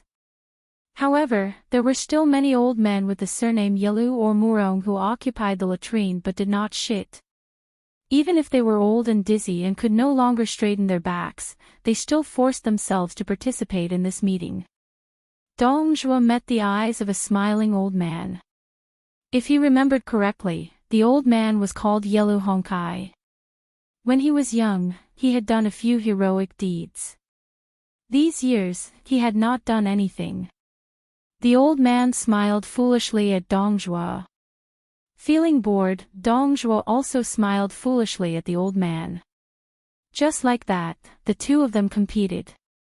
In the end, Dongzhuo's face was stiff from smiling, but the smile on the other side was still so lively and lively. Dongzhuo was defeated. He rubbed his cheeks and gave the old man a thumbs up. Yelu Hongcai's smile did not diminish as he picked his nose. The old man did not hide his pride at all. Dongzhuo could not help but roll his eyes. Was this guy the roly-poly man who had been under Baimang's orders for 3 dynasties? When Yelu Wenshu of the Holy Sect died, this old man and 6 others were present to receive orders. Their seats were at the bottom. When Shenzong passed away, Yelu Hongkai was ranked 3rd out of the 5 people present. When the former emperor died, he was present with great general Yelu Shulai, a remnant of the Central Plains, Su Huainan, Tuoba Bodhisattva, and Murong Baoding. He was ranked 2nd. Next. Dongzhuo subconsciously turned to look at the empress. In the large circle formed by the crowd, there was a cloth map that covered the southern part of Liang's capital and Guangling Road. While Dong Zhuo was fighting with the old man, Yellow Hongkai, the empress had already discussed the future trend of the war with several great generals. They were all optimistic about the explosive power of West Chu in the short term. However, they still did not think that West Chu could succeed. It was absolutely impossible for them to succeed in reviving the country. The empress mainly wanted to ask the generals how short this short term was. Was it a few months or half a year? Or could it be a deadlock until next autumn? Then, under various possibilities, she asked the civil officials how much the national treasury of Liang Imperial Court would be reduced. While they were discussing the overall situation, a few young people from West Chu also reached the years of the Beimang Empress. Among them, Xie Shibian received the most, as many as 4 times. Ko Jianghuai followed closely behind with 3 times. The Empress's interest was piqued, but in the end, she only said, "It's a pity that he was born in the wrong place at the right time." Within the tent, the Northern Mang military generals all believed that with Chao Zhangqin presiding over the Eastern Front, they would still win the battle against Guangling Prince Zhao Yi. However, what followed would depend on the commander-in-chief of the Zhao clan and Li Yang who would clean up the mess. Would it be the Lu Xingxiang who was suffering from a lot of difficulties, or would it be the Minister of War Lu Baijie who was appointed in the face of danger? It was to the extent where it might even be the Northern Mang's greatest threat further north, the Great Pillar State Gu Jiantang. In the opinion of the Imperial Peace Commissioner, the Liang Imperial Court looked down on West Chu too much. Furthermore, without Gu Jiantang in charge of the Ministry of War, the speed at which the Liang Imperial Court operated was simply a world of difference compared to 20 years ago. However, the Imperial Peace Commissioner was also deeply worried.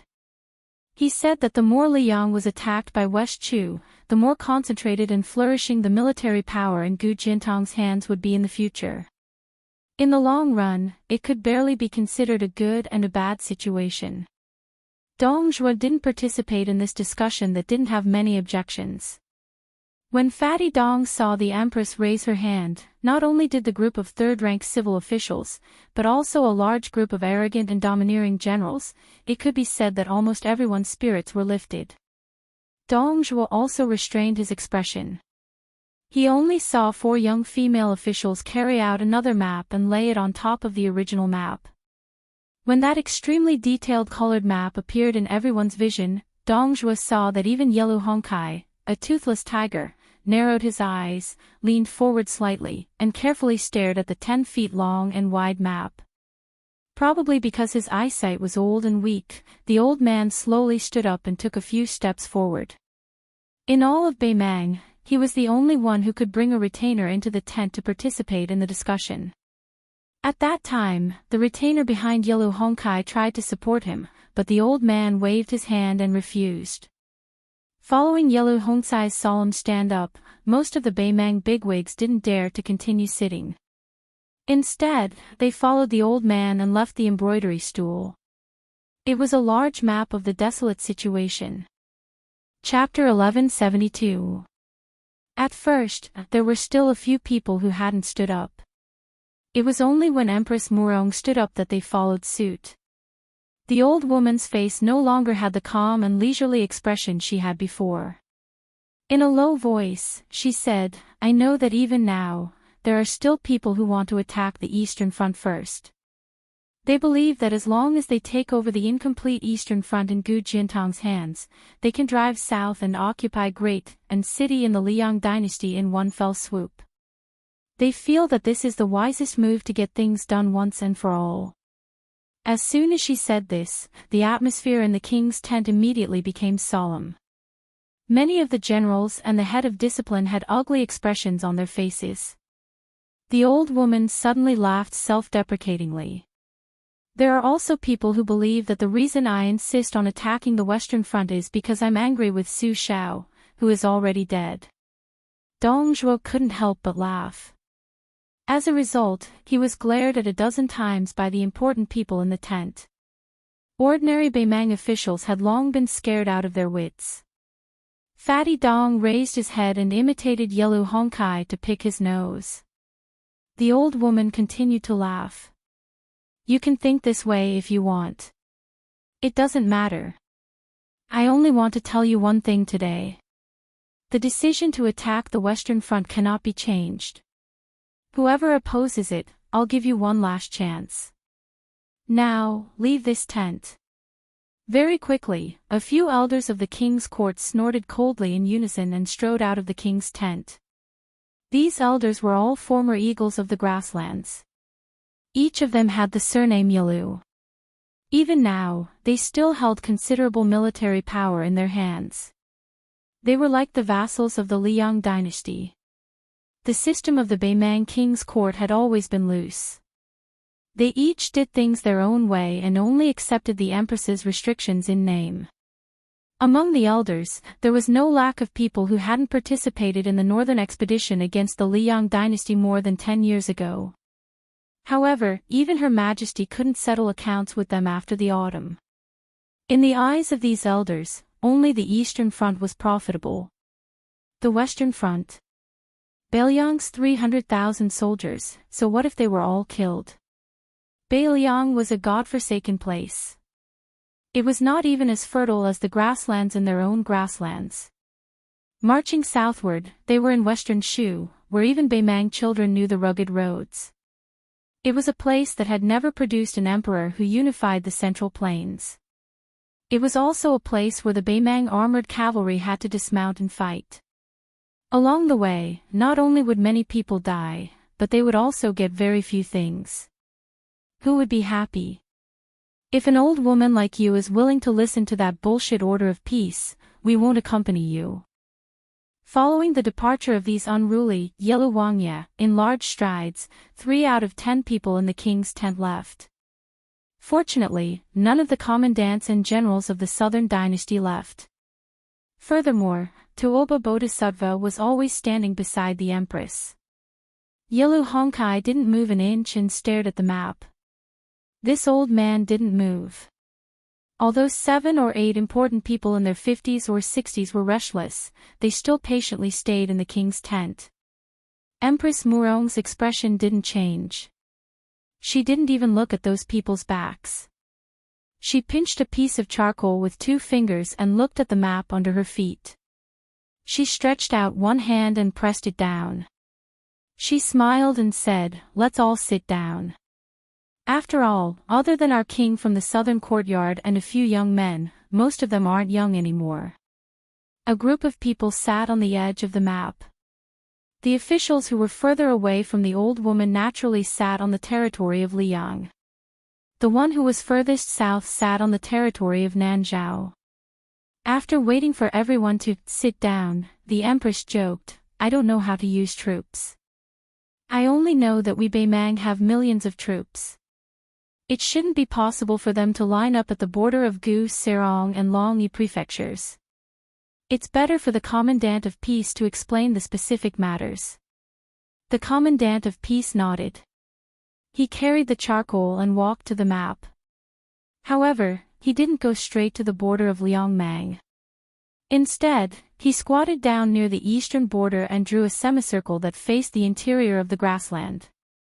He calmly said, "The restoration of West Chu has restrained the military forces of Liang's capital and its environs.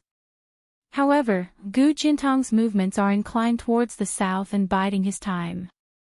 However, these 2 tendencies don't mean that Liang will definitely watch with folded arms. It's possible that Liang Beiliang will let bygones be bygones.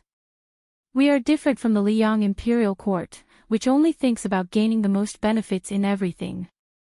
Everything should be based on the worst-case scenario, which is that if Gu Jiantang sends his troops to the north, it will lead to a terrible situation where the 2 fronts will cooperate with each other. Therefore, old General Yellow Honkai, Helian Weiwu, and Murong Baoding will lead their troops to pretend to pressure the border. As long as Gu Jiantang has the courage to come out in full force, we will show the corresponding courage and retreat as we fight. Then, we will retreat to the arc I drew and stop here. We won't take a single step back." Helian Weiwu nodded. Murong Baoding remained silent. The bony yellow Honkai looked at the arc and didn't refute.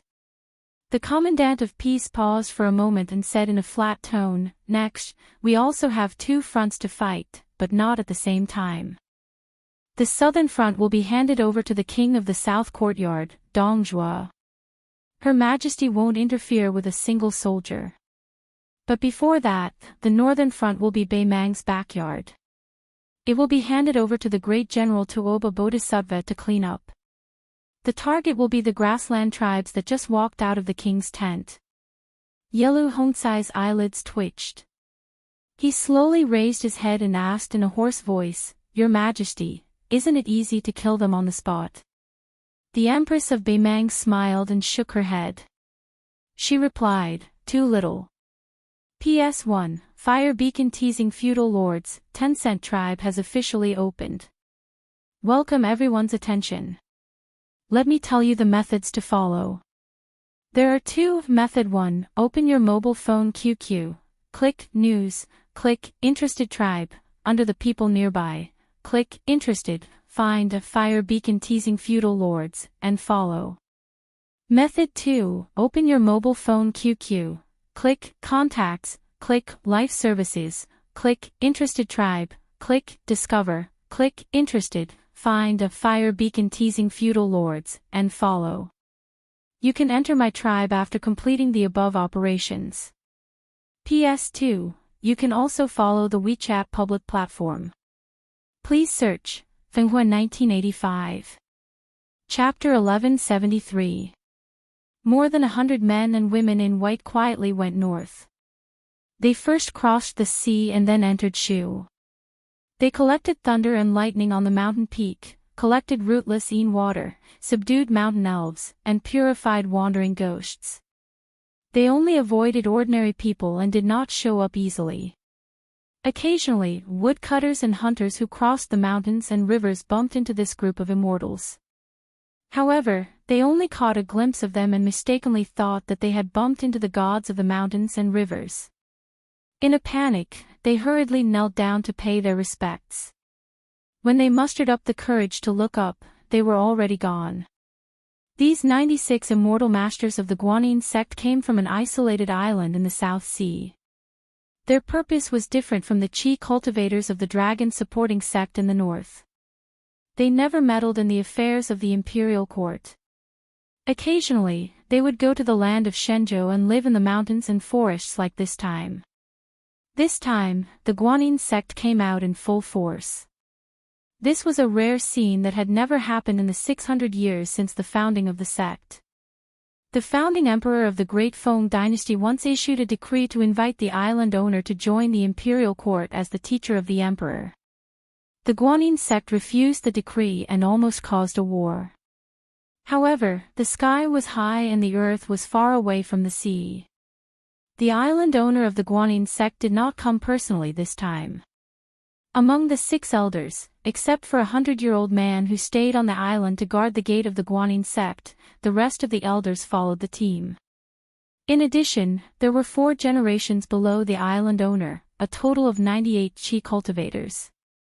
They went north together. They crossed the mountains and crossed the rivers. Everyone's white clothes fluttered in the wind and they looked like immortals. This night, they rested in a deep mountain forest somewhere in the old western Shu. They stopped by the lake and followed the ancient method of using the sky as their blanket and the earth as their bed. Except for their light luggage, which was loaded with simple clothes and coarse dry food, there was nothing cumbersome. There were both men and women in the Guanyin sect. However, there were more women than men. There were about 3 women and 1 man. There was a pier on the big lake where the Guanyin sect was temporarily stationed. On the shore, there was an ancient drying rack and banner of scriptures. However, it had been abandoned for many years and it was rotten everywhere. Under the moonlight, the lake water sparkled like a large piece of green jade. Most of the young Qi cultivators sat by the lake and watched the moon on the lake to comprehend the mystery. Similar to the Taoist priest who entered the first pin, most of the Qi cultivators who had a high cultivation level mastered 1 or 2 kinds of mysteries of the Taoist finger. The younger the Qi cultivators were, the more difficult it was for them to become a talent. But in the past 100 years, the most talented person in the Guanyin sect was still the girl who learned the finger mystery at the age of 12 and entered the finger mystery realm at the age of 21. But at that time, the young sword godly Chun Gang was the most respected person on the mainland. His wooden bowl was invincible and he actually beat this stunning girl back to the South Sea. Since then, she had never set foot on the mainland. But at the age of 70, she finally found a last disciple and taught her everything she knew. Just like her, the teacher who taught her, the disciple roamed the Jianghu of the Central Plains at a young age. It seemed that she was luckier than her, the teacher, as she had not died young. But in reality, there was only a thin line between them. If the young king did not remember that he still had a 3-year agreement with the Guanyin sect, not only would he have taken away the land pilgrimage painting, this young girl who was nicknamed the Charcoal Girl would also have drowned in the Jianghu.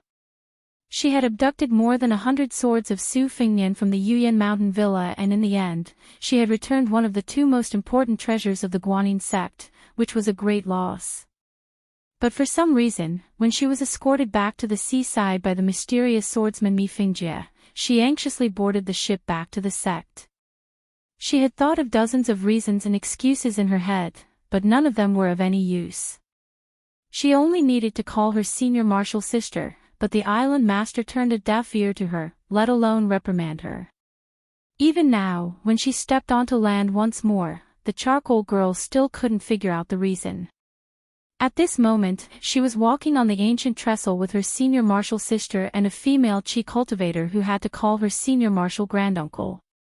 Perhaps because of a guilty conscience, the charcoal girl didn't have the same unrestrained behavior as she did on the island in the past. She was so honest and well-behaved that the group of martial nephews found it inconceivable. The charcoal girl's senior martial sister was the sect master of the Guanyin sect. Just like the rumors of the Central Plains, her appearance was like that of a newly married woman. Originally, no matter how much a woman took care of herself, the corners of her eyes, which easily revealed her true age, didn't have the slightest wrinkle. Her skin was as smooth as jade, and under the moonlight, it faintly flowed with brilliance. Her eyebrows were charming, but her figure was especially tall, half a head taller than the northern men. It could be said that her figure was extraordinarily robust. There was a simple bronze mirror hanging at her waist. Looking at the rippling waves on the lake, she asked softly, "Ingi, since entering Shu, have you gained anything?"